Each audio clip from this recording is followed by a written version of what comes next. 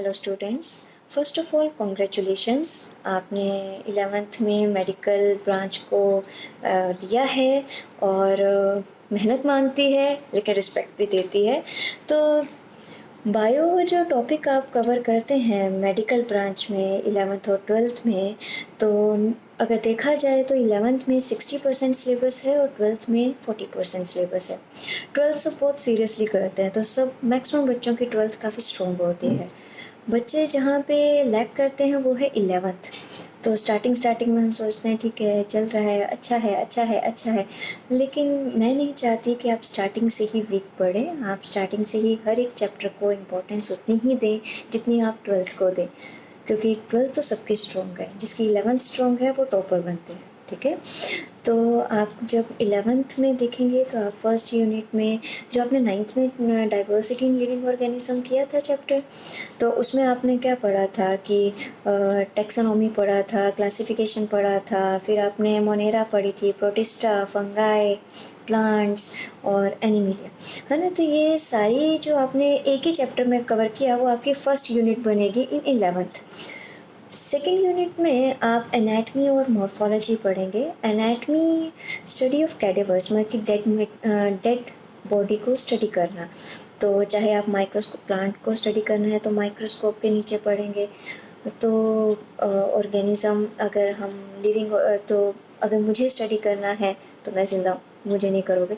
ठीक है, तो जो डेड, अगर आप माइक्रोस्कोप के अंदर देख रहे हो, ठीक है, तो कोई टिश्यू कट के आ रहा है, ठीक है, आपने देखा कि मसल है, तो मसल आपने जो डेड बॉडी से मसल्स निकाला और आपने माइक्रोस्कोप के अंदर देखा, ठीक है, तो that is come under anatomy. ठीक है, तो वो सारा एनाटमी के अंदर आएगा। और वहाँ पे आप मॉर्फोलॉजी पढ़ो तो हम देखते हैं ना कि अच्छा ये दिखने में कैसा है, एक्सटर्नलाइज कह रही हूँ। आप देखो तो विदाउट माइक्रोस्कोप भी आप आइडेंटिफाई कर सके, अच्छा ये प्लांट है, बचपन से पता है ये प्लांट है, ये एनिमल है, ये कौन सा एनिमल है, तो आप देख के बता सकते हो। तो जब भी हम देख के कैरेक्टरिस्टिक्स को डिफाइन करते हैं, दैट इज़ मॉर्फोलॉजी। तो वहाँ पे आप क्या करोगे, जो सेकंड यूनिट होगी ना, तो आप मॉर्फोलॉजी ऑफ फ्लावरिंग प्लांट्स पढ़ोगे। मॉर्फोलॉजी, लीफ कैसे होंगे, रूट्स कैसी होंगी, मोनोकोट में रूट कैसी होगी, डाइकोट में रूट कैसी होगी। फिर आप एनाटमी ऑफ प्लांट पढ़ोगे, तो एनाटमी में कि अगर मैं स्टेम काटूंगी तो माइक्रोस्कोप के अंदर कैसे दिखेगी, लीफ काटी जाए तो माइक्रोस्कोप के अंदर कैसा दिखेगा, तो कैसे वस्कुलर टिश्यू दिखेगा, कैसा जाइलम होगा, कैसा फ्लोएम होगा, कैसे उसके अंदर सेल्स होंगे, तो ये सब माइक्रोस्कोप के अंदर जा रहा है। तो ये सारा का सारा आपका एनाटमी में आ जाता है जब भी आप माइक्रोस्कोप के अंदर स्टडी कर रहे हो। ठीक है, डेड चीज़ को स्टडी कर रहे हो, वो माइक्रोस्कोप पे हो या डेड ऑर्गन्स की स्टडी करना। ठीक है, नेक्स्ट आप अगर देखोगे तो उसी में स्ट्रक्चर ऑर्गेनाइजेशन पढ़ोगे। आपने सेल तो दूसरी यूनिट में पढ़ोगे, लेकिन टिश्यू कौन कौन से हम में टिश्यू हैं, 4 टाइप के टिश्यूज़ होते हैं, अगर वो पढ़ेंगे। फिर हम अर्थवर्म, कॉकरोच, ठीक है, आपका फ्रॉग, ये कवर करेंगे। नेक्स्ट यूनिट जो थर्ड यूनिट आएगी उसमें सेल पढ़ा जाएगा, सेल डिवीजन और बायोमोलिक्यूल्स। काफ़ी इंपॉर्टेंट यूनिट है, इंटरेस्टिंग है, सबको अच्छी लगती है। ऐसे तो 11th सारी की सारी इंटरेस्टिंग है। नेक्स्ट आ जाती है आपकी प्लांट फिजियोलॉजी। एनाटमी आपने डेड ऑर्गेनिज्म में पढ़ी, ठीक है, लेकिन फिजियोलॉजी आप हमेशा लिविंग में पढ़ोगे। और मेरे में अगर अभी आप पढ़ना चाहो तो आप फिजियोलॉजी पढ़ोगे, ठीक है, कि मेरा हार्ट कैसे काम कर रहा है, मेरे किडनी कैसे काम कर रही है, तो मुझे पता हो कि किडनी का स्ट्रक्चर क्या है। किडनी का स्ट्रक्चर मैं डेड ऑर्गेनिज्म में पढ़ूंगी, है ना, डेड बॉडी में पढ़ूंगी, तो that is anatomy. Kidney function कैसे परफॉर्म कर रही है, दैट इज़ फिजियोलॉजी। लेकिन मैंने वर्ड यूज़ किया प्लांट फिजियोलॉजी, प्लांट की फिजियोलॉजी। तो प्लांट जब लिविंग पार्ट है उसका कैसे काम कर रहा है, कैसे वो पानी को एब्जॉर्ब कर रहा है, कैसे, तो that is transport in plant. ठीक है, उसमें पढ़ोगे फूड कैसे ट्रांसपोर्ट हो रहा है, आपका प्लांट्स में मिनरल्स कैसे ट्रांसपोर्ट हो रहे हैं, फिर mineral nutrition, nitrogen fixation cycle, वो सारा आप उसी में पढ़ेंगे। ठीक है, फिर आप आगे आपका चैप्टर्स आ जाएंगे फोटोसिंथेसिस। लिविंग सेल है ना, वही फोटोसिंथेसिस करेगा, तो एक मैकेनिज्म है, तो सेल के अंदर लिविंग मैकेनिज्म जो भी चल रहा है उसे स्टडी कर रहे हो, ठीक है। तो फिजियोलॉजी हुई, तो आपका फोटोसिंथेसिस भी किस में आएगा, प्लांट फिजियोलॉजी में। Next topic is respiration in plants. आपको सबको पता है अब प्लांट फूड बनाता है, लेकिन प्लांट को खाना चाहिए भी तो वो जब भी हमने पढ़ा है कि फूड टूटेगा तो दैट इज़ रेस्पिरेशन। बचपन में इतना ही पढ़ा है कि हाँ रेस्पिरेशन, फूड टूट रहा है। 10th में इतना पढ़ा कि एरोबिक है और एनारोबिक है, लेकिन वहाँ पे 2-3 वर्ड्स पढ़े, ग्लाइकोलाइसिस, क्रेब्स साइकिल, वो सिर्फ नाम पढ़े। यहाँ पे हम उन साइकिल्स को पूरा कंप्लीट कवर करेंगे। कितने स्टेप्स हैं, जैसे ग्लाइकोलाइसिस में 10 स्टेप्स हैं, तो हम कवर करेंगे कि 10 स्टेप्स कौन कौन से हैं, एक एक मॉलिक्यूल को, कि फर्स्ट मॉलिक्यूल ये होगा, सेकंड ये होगा, लास्ट ये होगा, ये लास्ट क्रेब्स साइकिल में कैसे जाएगा, वो सब कुछ हम पढ़ेंगे। तो एक लिविंग ऑर्गेनिज्म में हो रहा है ना, और किस में हो रहा है, प्लांट, तो प्लांट फिजियोलॉजी में। फिर plant growth and development, plant की कैसे ग्रोथ हो रही है, ठीक है। तो ग्रोथ होने के लिए कौन सा चाहिए, हार्मोन्स चाहिए। डेवलपमेंट कैसे हो रही है, तो हार्मोन्स चाहिए, ठीक है। तो हार्मोन्स, उसके 5 जो आपने एब्सिसिक एसिड हार्मोन्स पढ़े हैं ना, साइटोकाइनिन, इनके नाम, कुछ कुछ फंक्शंस 10th में कवर किया है ना, तो इनको थोड़ा सा और डिटेल में हम पढ़ेंगे, ठीक है। फिर आ जाती है आपकी ह्यूमन फिजियोलॉजी। मैंने कहा प्लांट फिजियोलॉजी, प्लांट के अंदर, लिविंग प्लांट के अंदर जो जो चीज़ें हो रही हैं। अगर मैं कह रही हूँ ह्यूमन फिजियोलॉजी, ह्यूमन के अंदर लिविंग में क्या क्या हो रहा है उस चीज़ को पढ़ना, दैट इज़ ह्यूमन फिजियोलॉजी। तो लिविंग में ही डाइजेस्टिव सिस्टम वर्क करेगा, तो first is digestion and absorption, ठीक है। फिर आप कवर करते हो breathing and exchange of gases, breathing, सांस लेना, और एक्सचेंज ऑफ गैसेस, आपका बॉडी फ्लूइड्स उसी में आता है, सर्कुलेशन, आपका कार्डियक साइकिल, हार्ट का पंपिंग किस तरह से चल रहा है, कि कब ऑरिकल कॉन्ट्रैक्ट करेगा, कब वेंट्रिकल कॉन्ट्रैक्ट करेगा, वो कार्डियक साइकिल होगा, ईसीजी पढ़ोगे, ठीक है। तो ये ह्यूमन फिजियोलॉजी में कवर किया जाएगा। फिर आप लोकोमोशन, मूवमेंट्स कैसे हो रही हैं, कैसे आपके मसल काम कर रहे हैं, कौन सी हड्डी पड़ी है, कैसे वो मूव करेगी, ठीक है। मसल्स कैसे कॉन्ट्रैक्ट करेंगे, उसका मैकेनिज्म, मसल कॉन्ट्रैक्ट करेगा तो लिविंग में कॉन्ट्रैक्ट है, डेड में मसल कॉन्ट्रैक्ट ही नहीं करेगा। तो लिविंग में मसल कॉन्ट्रैक्ट, तो उसका मैकेनिज्म ऑफ कॉन्ट्रैक्शन जब पढ़ोगे तो दैट इज़ अ फिजियोलॉजी, है ना। तो फिर नेक्स्ट आपका नर्वस सिस्टम आ जाता है। आपके नर्वस सिस्टम में न्यूरल कंट्रोल एंड कोऑर्डिनेशन में आप क्या पढ़ोगे, कि नर्वस सिस्टम में नर्व्स हैं, नर्व सेल्स कैसे काम कर रही हैं, कौन कौन सी नर्व्स होती हैं, क्या रिफ्लेक्स एक्शन है, जो 10th में भी किया था, है ना। फिर आपके आ जाता है कंट्रोल एंड कोऑर्डिनेशन, ठीक है। कंट्रोल एंड कोऑर्डिनेशन में जो होगा वो आपके एंडोक्राइन सिस्टम आएगा। आपने हार्मोन्स पढ़े हुए हैं, आपने पेनक्रियाज पढ़ा, आपने थायराइड पढ़ा है, ठीक है।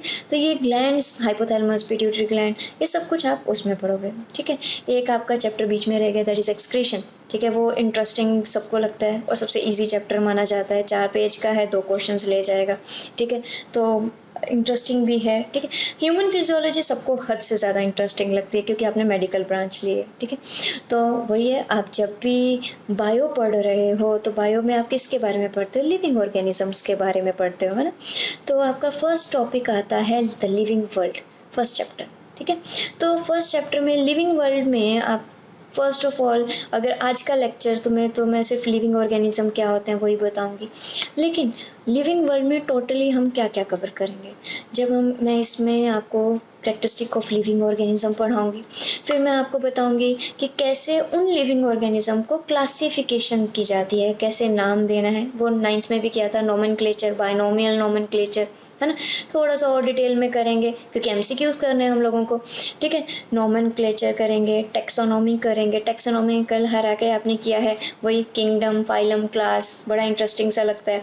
लेकिन इस बार किंगडम के बारे में पढ़ेंगे, थोड़ा सा क्लास के बारे में पढ़ेंगे कि क्लास में कैरेक्टरिस्टिक वहाँ पे 1 लाइन पढ़ी थी, यहाँ पे 10 के करीब लाइनें होंगी आपके पास, ठीक है। तो कुछ एग्जाम्पल्स भी होंगी इस चैप्टर में, आपको एग्जाम्पल्स बहुत लर्न करनी होती है, तो मैं आपको सजेस्ट करूँगी एमसीक्यूज़ करना। एमसीक्यूज़ करोगे ना तो एग्जाम्पल्स जल्दी लर्न होती हैं, और बुक में मार्क नहीं करने का है, ठीक है। ये नहीं कि आपने एक एमसीक्यू किया, बुक में मार्क कर दिया, तो फिर आप उस बुक को दोबारा यूज़ नहीं कर सकते। तो हम क्या करते हैं, एमसीक्यू जब सॉल्व कर रहे होते हैं तो नोटबुक में साइड में लिखते रहते हैं, वहीं पे चेक करते हैं ताकि हमारी एमसीक्यू की बुक गंदी ना हो। लेकिन हमारी एनसीईआरटी जो सब्जेक्टिव पार्ट की बुक्स होती हैं उन्हें गंदी करो, अच्छे से करो, उसमें लिखो, अपने एक्स्ट्रा पॉइंट्स लिखो, क्लियर। तो आज जब मैं टॉपिक आपको पढ़ाऊंगी कैरेक्टरिस्टिक ऑफ लिविंग ऑर्गेनिज्म, तो आपको कैसे पढ़ना है, क्योंकि आप 11th में नए नए आए हो, आपने पूरा लेक्चर सुना, ठीक है, आपको समझ आया, आप जाओ। अगर आपको लगता है कि नहीं मैं कुछ भूल रहा हूँ या भूल रही हूँ, तो रिवाइज कर लो, एक बार लेक्चर फिर से देख लो, ठीक है। अगर आपको लग रहा नहीं मेरे को अच्छा लगा, अच्छा हो गया, ठीक है, तो बुक रीड करो। बुक रीड की तो देन MCQs करो। आपको MCQs में अभी से ही सजेस्ट इसलिए करूँगी, आपको पता चलेगा कि हाँ क्वेश्चंस किस तरह से करने हैं, ठीक है। तो आप पढ़ेंगे, आपने लेक्चर लिया, उसके बाद बुक रीड करेंगे और उसके बाद आप MCQ सॉल्व करेंगे, क्लियर। और नेक्स्ट आपको MCQ सॉल्व करने के बाद आप रिलैक्स करो, कुछ मस्ती जो भी आपको टाइम स्पेंड किया आपने, कुछ टाइम के बाद बुक खोलिएगा, नोटबुक खोलिएगा, और बिना किसी बुक को खोले, कि ये नहीं कि मैं अपने नोट्स बनाई हुई बुक को खोलूँ, कुछ नहीं करना, ठीक है। आपने सब कुछ बंद किया है, आप अचानक मतलब कि कभी भी आप पकड़ के एक पेन से लिखना चालू करो कि हाँ उस लेक्चर में मैंने क्या क्या सुना था। देखो आपको कितना याद है, ठीक है। और जहाँ कमी रह जाए, जब पूरा का पूरा लिख लो, बहुत सारी चीज़ें होंगी जो आप भूल जाओगे, ठीक है। लेकिन फिर आपको सारी गलतियाँ पता चली अपनी, फिर आप अपनी अगेन अपनी बुक देखो कि हाँ ये पॉइंट्स मैं भूली। बेटा याद रखना, उस टाइम पे जो चीज़ें याद थी, ठीक है, वो हो सकता है आप भूल जाओ, लेकिन भूली हुई चीज़ें आपको हमेशा ही याद रहेंगी, और वो आपको MCQ लेवल पे आप स्ट्रॉन्ग होते जाओगे, ठीक है। तो अपनी गलतियों से ज़्यादा सीखो, क्लियर। तो मैं आज का टॉपिक चालू कर रही हूँ। तो हमारा फर्स्ट चैप्टर आएगा लिविंग वर्ल्ड, ठीक है। तो लिविंग वर्ल्ड में कैसे कैसे MCQs आएंगे मैं साथ साथ में बताती जाऊँगी, वैसे ही MCQs आप बुक्स में भी देखेंगे। स्टार्टिंग में थोड़ा सा मज़ा भी आएगा, लेकिन थोड़ा डिफ़िकल्ट भी लगेगा, लेकिन फिर आप एक काम कीजिएगा, वीडियो दोबारा देख लीजिएगा अगर आपको ज़्यादा दिक्कत आए, और पर्सनली तो आप कांटेक्ट कर ही सकते हैं। तो लिविंग वर्ल्ड में आज का टॉपिक हमारा रहेगा what are the characteristic of living things. अब मैं कह रही हूँ कि लिविंग ऑर्गेनिज्म कौन है, ठीक है। मैं क्यों कहूँ कि मैं लिविंग हूँ और ये टेबल है या ये मोबाइल है ये नॉन लिविंग है, ठीक है। क्या क्या कैरेक्टरिस्टिक हैं कि हम कह सकते हैं कि वी आर लिविंग बीइंग, हाँ हम जिंदा है, ठीक है। तो फर्स्ट कैरेक्टरिस्टिक सेलुलर ऑर्गेनाइजेशन। हम इन सब टॉपिक्स की डिटेल में जाएंगे, सबसे इजी टॉपिक है ये पूरी बायो में सबसे इजी टॉपिक है, लेकिन नीट में इसमें एक क्वेश्चन तो मिनिमम आता है, तो एक या दो क्वेश्चन तो 8 मार्क्स बहुत मायने रखते हैं, ठीक है। तो काफ़ी इंपॉर्टेंट टॉपिक है, लेकिन इजी टॉपिक है, इंटरेस्टिंग भी है।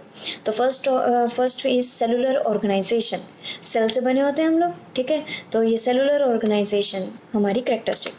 First next is metabolism, chemical reactions जो हम में अंदर हो रहे हैं, सेल के अंदर जितने केमिकल रिएक्शन हो रहे हैं they are metabolism. Next is growth. थोड़ा थोड़ा अपने दिमाग में भी सोचना कि हम में क्या क्या करेक्टरिस्टिक है, ठीक है। तो ग्रोथ हमें सबको पता है कि हम ग्रोथ शो करते हैं। Next will be reproduction, topic पढ़ेंगे, ये तो सबको पता है रिप्रोडक्शन करते हैं, 8, 9, 10 सब में कवर किया है ना। Next is consciousness. कॉन्शियसनेस मतलब कि आपको मम्मा ऐसे करे तो आपकी आइज़ क्लोज हो जाती हैं, है ना। तो आप कॉन्शियस हो कि इन्वायरमेंट में क्या हो रहा है ना। तो कोई भी ऑर्गेनिज्म है उसे पता है कि इन्वायरमेंट में कुछ उसको स्टिमुलस आ रहा है, जैसे आपको मम्मा ने जो वेव किया वो दैट इज़ अ स्टिमुलस, और आपने आइज क्लोज की दैट इज़ अ रिस्पॉन्स, ठीक है। तो दैट इज़ कॉन्शियसनेस। तो हर ऑर्गेनिज्म जो है वो कॉन्शियस होता है अपने इन्वायरमेंट के लिए, ठीक है। Next is energy. एनर्जी तो चाहिए ही है, खा ही इसीलिए रहे हैं ताकि एनर्जी आए। प्लांट्स फोटोसिंथेसिस कर रहे हैं क्यों, ताकि एनर्जी आए, और हम उन्हें खा रहे हैं ताकि हमें एनर्जी आए, है ना। Next is homeostasis. ये होम्योस्टेसिस बेसिकली आप मेटाबॉलिज्म में ही कवर कर लेंगे, क्योंकि केमिकल रिएक्शन होंगे तो ही होम्योस्टेसिस हो रहा है। होम्योस्टेसिस कांस्टेंट, ये आपकी बॉडी में मेंटेन रखना इन्वायरमेंट को, दैट इज़ होम्योस्टेसिस। ये डिटेल में मैं कवर करती हूँ बाद में। Next is variations. ये वर्ड आपने पहले भी सुना हुआ है, हमें चेंजेस सेक्सुअल रिप्रोडक्शन शो करते हैं, तो वेरिएशंस जो सेक्सुअल रिप्रोडक्शन को शो करते हैं उनमें ज़्यादा आती हैं, ए सेक्सुअल जो शो करते हैं उनमें जो है वेरिएशन जो होती हैं वो कम होती हैं। ये आपने अपने 10th में भी कवर किया है, difference between sexual and a sexual reproduction. Next is adaptation, adapt होना। Next one will be healing and repair. Next is disposal of waste. हमारे अंदर एक्सक्रीटरी मटेरियल होगा, वेस्ट होगा, तो वेस्ट अगर घर में भी स्टोर किया जाए ना तो डिजीज़ हो जाती हैं, तो बॉडी के अंदर स्टोर करोगे तो डिजीज़ हो जाएंगे, बॉडी ख़त्म हो जाएगी। तो जितने भी यूनिसेलुलर हो चाहे मल्टी सेलुलर हो, वेस्ट तो रिलीज़ करना ही पड़ेगा। नेक्स्ट इज मूवमेंट, तो मूवमेंट हर एक ऑर्गेनिज्म शो करता है. Next one is life span and last one is death, है ना. तो हम एक एक करके टॉपिक्स करते हैं. तो फर्स्ट इज सेलुलर ऑर्गेनाइजेशन. अब सेलुलर ऑर्गेनाइजेशन अगर देखा जाए तो हमने क्या पढ़ा है बचपन में, क्या पढ़ा है, जो 9th-10th में क्या पढ़ा है कि सेल कंबाइन करेगा तो क्या बनेगा, टिश्यू कंबाइन करेगा तो ऑर्गन कंबाइन करेगा तो ऑर्गन सिस्टम कंबाइन करेगा तो ऑर्गेनिज्म, है ना, यही पढ़ा है. और फिर हमने पढ़ा कि सेल जो होता है वो कंपोनेंट से बना है. सेलुलर ऑर्गेनेलीज, साइटोप्लाज्म पढ़ा है ना, सेल मेम्ब्रेन. तो इसका मतलब क्या कर रहे हो तुम, ऑर्गेनेलीज साइटोप्लाज्म वगैरह कंबाइन किया, है ना, साइटोसोल्स ऑर्गेनेलीज कंबाइन किया तो साइटोप्लाज्म बना, सेल मेम्ब्रेन, न्यूक्लियस, तीनों चीज़ें कंबाइन की तो सेल बना. छोटी छोटी यूनिट्स को कंबाइन किया और सेल बनी, थोड़ी सी बड़ी यूनिट. फिर सेल इकट्ठे हुए तो क्या बना, टिश्यू, और बड़ी यूनिट, फंक्शनल यूनिट. फिर टिश्यू इकट्ठा हुआ तो ऑर्गन, फिर ऑर्गन इकट्ठा हुआ तो ऑर्गन सिस्टम, है ना. तो आप क्या कर रहे हो, छोटी छोटी यूनिट्स को कंबाइन कर रहे हो और बड़ी फंक्शनल यूनिट फॉर्म कर रहे हो. तो जब भी हम छोटी छोटी यूनिट्स को कंबाइन करके बड़ी यूनिट फॉर्म करते हैं तो that is known as organisation. तो हम कहते हैं ना ऑर्गेनाइजेशन, नेशनल लेवल की ये ऑर्गेनाइजेशन है.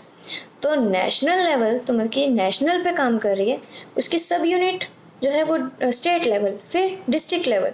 तो छोटी छोटी यूनिट कंबाइन करके बड़ी फंक्शनल यूनिट बनी, ठीक है. तब हमने वर्ड यूज़ क्या किया, ऑर्गेनाइजेशन. तो हम में भी तो छोटी छोटी यूनिट्स कंबाइन की और बड़ी यूनिट बन गई. तो हम में भी क्या प्रेजेंट है, ऑर्गेनाइजेशन. और किसकी बड़ी है, सेल की. तो हम क्या वर्ड यूज़ करेंगे, सेलुलर ऑर्गेनाइजेशन. तो अब चाहे यूनिसेलुलर हो चाहे मल्टी सेलुलर हो, सारे क्या शो कर रहे हैं, सेलुलर ऑर्गेनाइजेशन. अब यूनिसेलुलर में क्या कहूँ, अगर अमीबा देख रही हूँ, अगर बैक्टीरिया देख रही हूँ, तो उनमें छोटी छोटी यूनिट्स तो हैं. अमीबा में सेल है, साइटोप्लाज्म, सेल के अंदर साइटोप्लाज्म है, उसका न्यूक्लियस है, ठीक है, ऑर्गेनेलीज हैं, छोटी छोटी यूनिट्स कंबाइन करके बड़ी फंक्शनल यूनिट कर रहे हैं. और यही आपको एमसीक्यू दिखेगा, व्हाट इज ऑर्गेनाइजेशन. तो आप सीधे बोलोगे organisation smaller subunits combine to form larger functional unit, ठीक है. जो भी यूनिट बनेगी वो फंक्शनल यूनिट होगी, ठीक है. तो subunits combine to form larger functional unit, that is organisation. तो अगर बायोलॉजिकल लेवल पे दिखा तो वही छोटी स्मॉलर यूनिट कंबाइन की, तो यही आपके लिए एमसीक्यू होगा, क्लियर.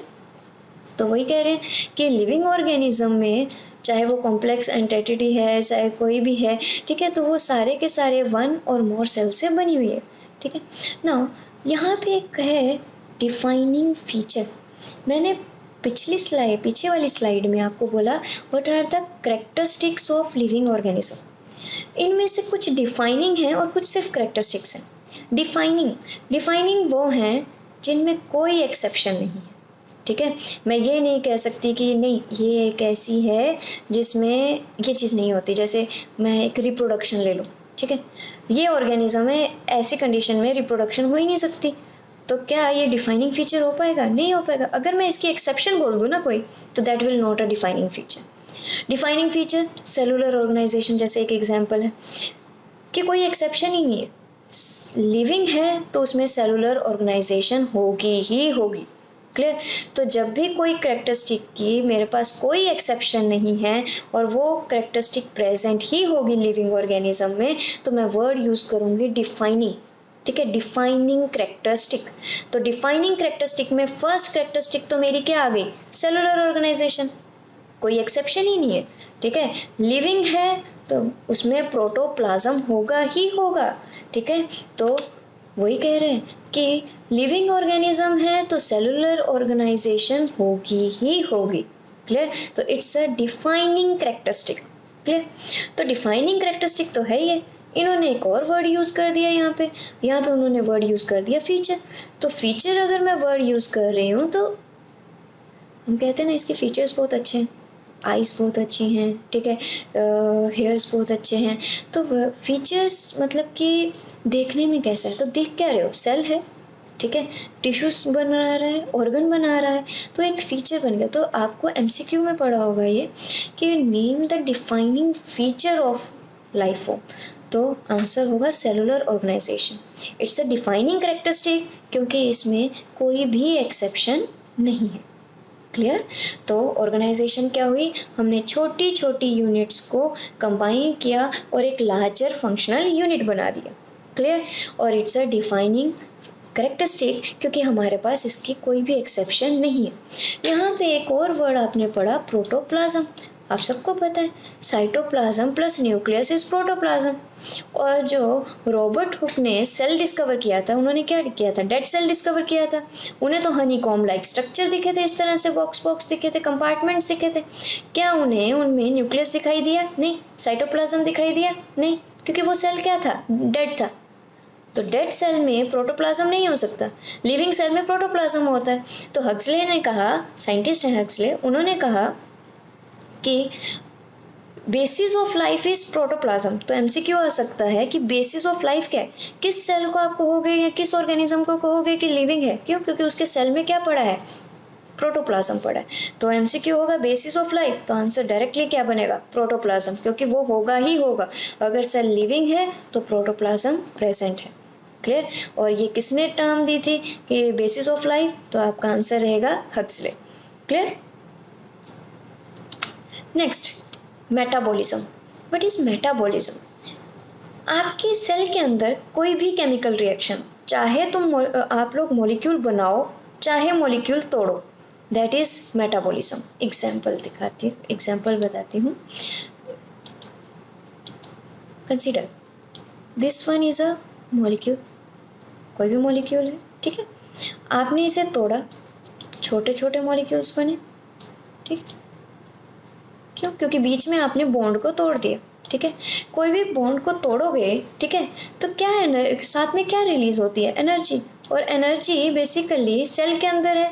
तो आपको पता है कि एनर्जी ऑफ सेल, ये बचपन से पढ़ते आ रहे हो कि energy of cell is ATP, यही वो।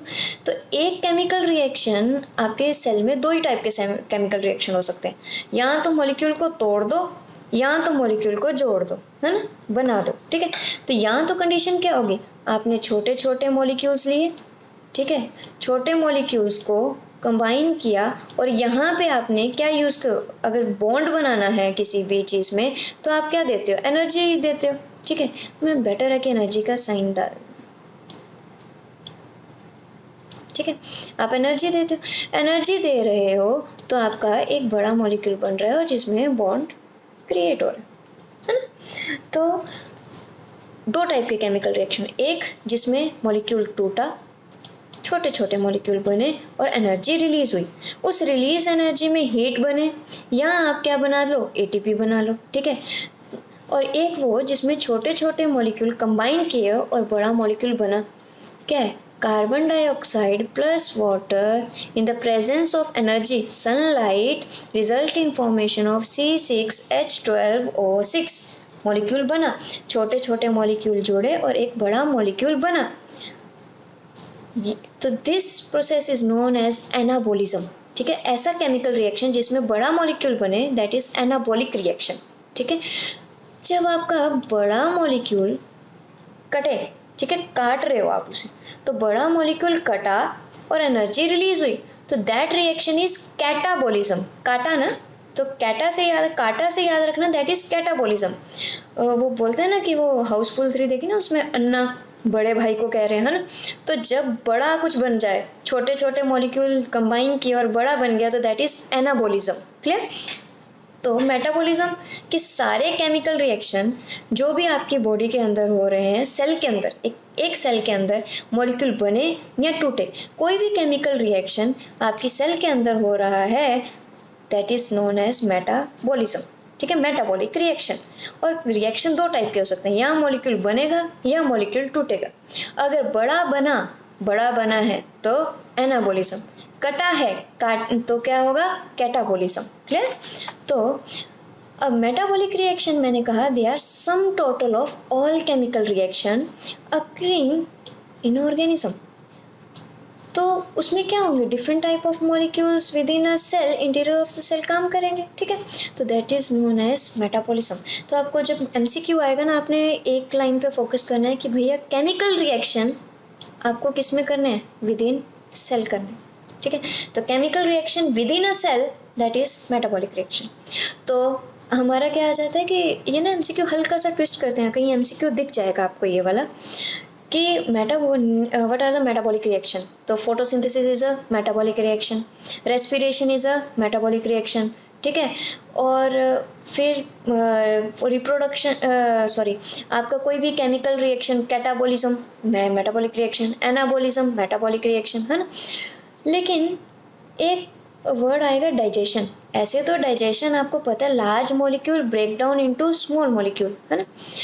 लेकिन जब आप प्रायोरिटी बेसिस पे आंसर सेलेक्ट करोगे ना बेटा, अगर उन्होंने एक्सेप्शन नहीं पूछी है, एमसीक्यू है विच one of the following is metabolic reaction, ठीक है। तो first is anabolism, second one is catabolism, third is digestion and D option is all of this. Answer will be all of this. Clear. ना question क्या है, विच one of the following is not a metabolic reaction, ठीक है। तो option आ गई, first one is आपका photosynthesis, second one is respiration, third उन्होंने बोल दिया कैटाबॉलिज्म, और डी में उन्होंने दे दिया डाइजेशन।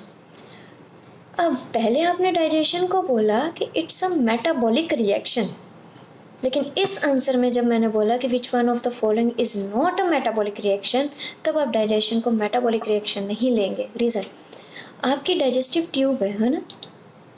आप डाइजेस्टिव सिस्टम पढ़ते हो तो आप स्मॉल इंटेस्टाइन के अंदर केमिकल, ट्यूब के अंदर केमिकल, सेल के अंदर केमिकल रिएक्शन नहीं पढ़ते, आप ट्यूब के अंदर पढ़ते हो। तो within a cell reaction नहीं हो रहा, ट्यूब के अंदर हो रहा है, ठीक है।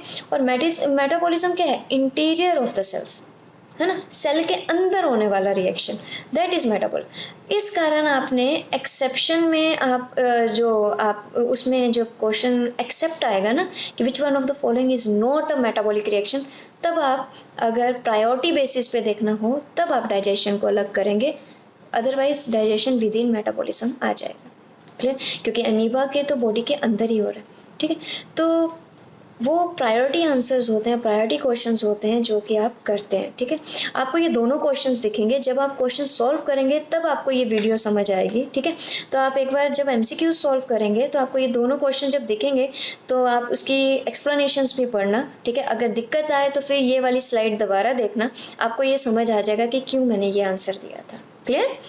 तो मेटाबॉलिक रिएक्शन, सेल के अंदर होने वाला रिएक्शन, दो टाइप का होता है, one is anabolic, one is cata. Ana मतलब कि बड़ा बनाना है, ठीक है।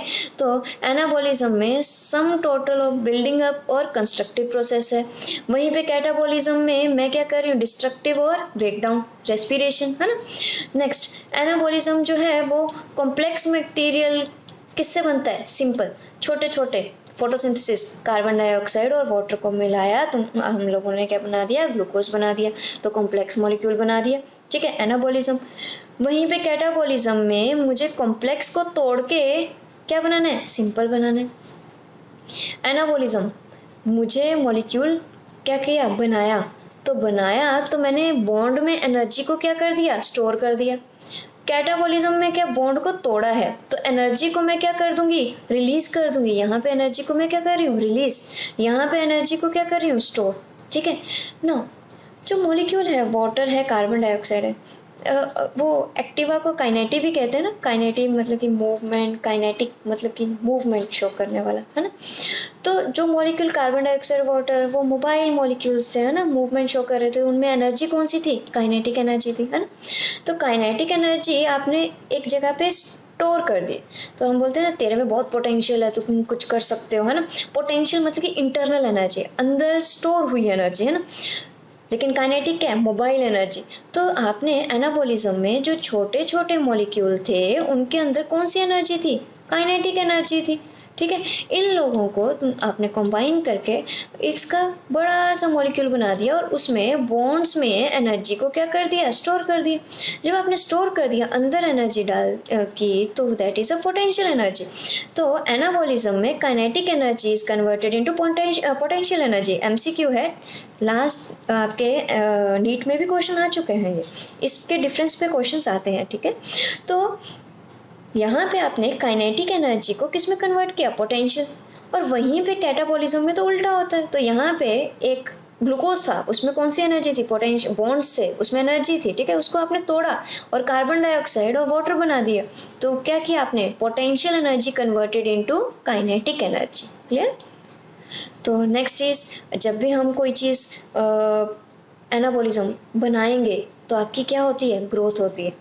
किसी चीज़ को तोड़ोगे तो क्या ग्रोथ होगी, नहीं, तो डिस्ट्रक्टिव प्रोसेस है। तो this one is metabolism. Metabolism में आपके सेल के अंदर जितने केमिकल रिएक्शन होते हैं दैट इज मेटाबॉलिक रिएक्शन। दो टाइप के होंगे, one is anabolism and one is catabolism. Okay, next, why metabolism is a defining feature of all living organism. आपने एक डिफाइनिंग फीचर पढ़ा, सेलुलर ऑर्गेनाइजेशन, ठीक है।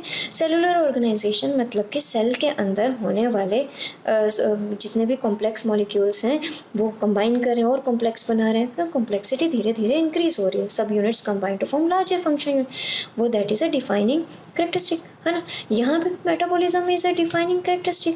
द रीज़न क्या है कि why it's a defining characteristic, आपके पास कोई एक्सेप्शन नहीं है।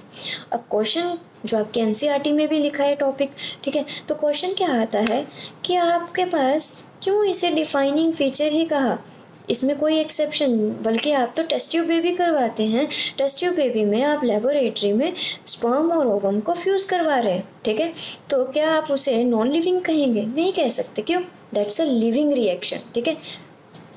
माना कि वो रिएक्शन आपके इन्वायरमेंट में आप करवा रहे हो, लेकिन आपने क्या किया, बायोमोलिक्यूल्स यूज़ किए, क्या आपने वो नॉन लिविंग थिंग से एक्सट्रैक्ट किए, नहीं, आपने लिविंग ऑर्गेनिज्म से एक्सट्रैक्ट किया, आपने वो इन्वायरमेंटल कंडीशंस वो रखी जो कि एंजाइम्स मर ना जाए, आपने वही टेम्परेचर रखा जो कि ह्यूमन बींग में होता है, आपने वही एंजाइम यूज़ किए जो ह्यूमन बींग से आपने एक्सट्रैक्ट किए हैं, है ना।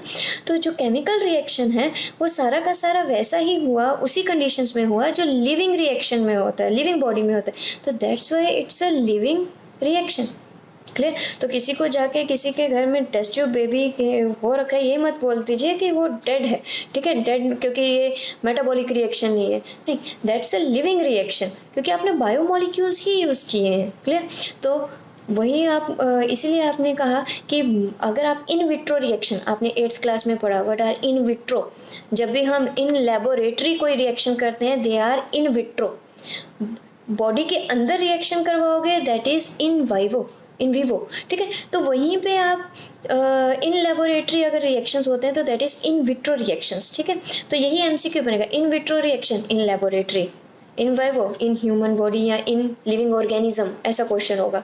फिर डिफाइनिंग ये जो इन विट्रो रिएक्शंस हैं आर लिविंग और नॉन लिविंग, आप उसे डिफाइन नहीं कर सकते, इट्स अ लिविंग और नॉन लिविंग, आप डिफ्रेंशिएट नहीं कर सकते, हाँ इट्स अ लिविंग रिएक्शन, ठीक है। तो विच लाइन इज करेक्ट और इनकरेक्ट में आपको ये क्वेश्चन आएगा। क्लियर कि metabolic in vitro reaction are living reaction, तो वो लाइन करेक्ट होगी। क्लियर। तो हमारे पास कोई भी मेटाबॉलिज्म की एक्सेप्शन नहीं है, that's why it's a living characteristic, defining characteristics. Clear. Next आ जाते हैं होम्योस्टेसिस। मैंने कहा था इसे मैं मेटाबॉलिज्म के साथ ही कवर करूँगी।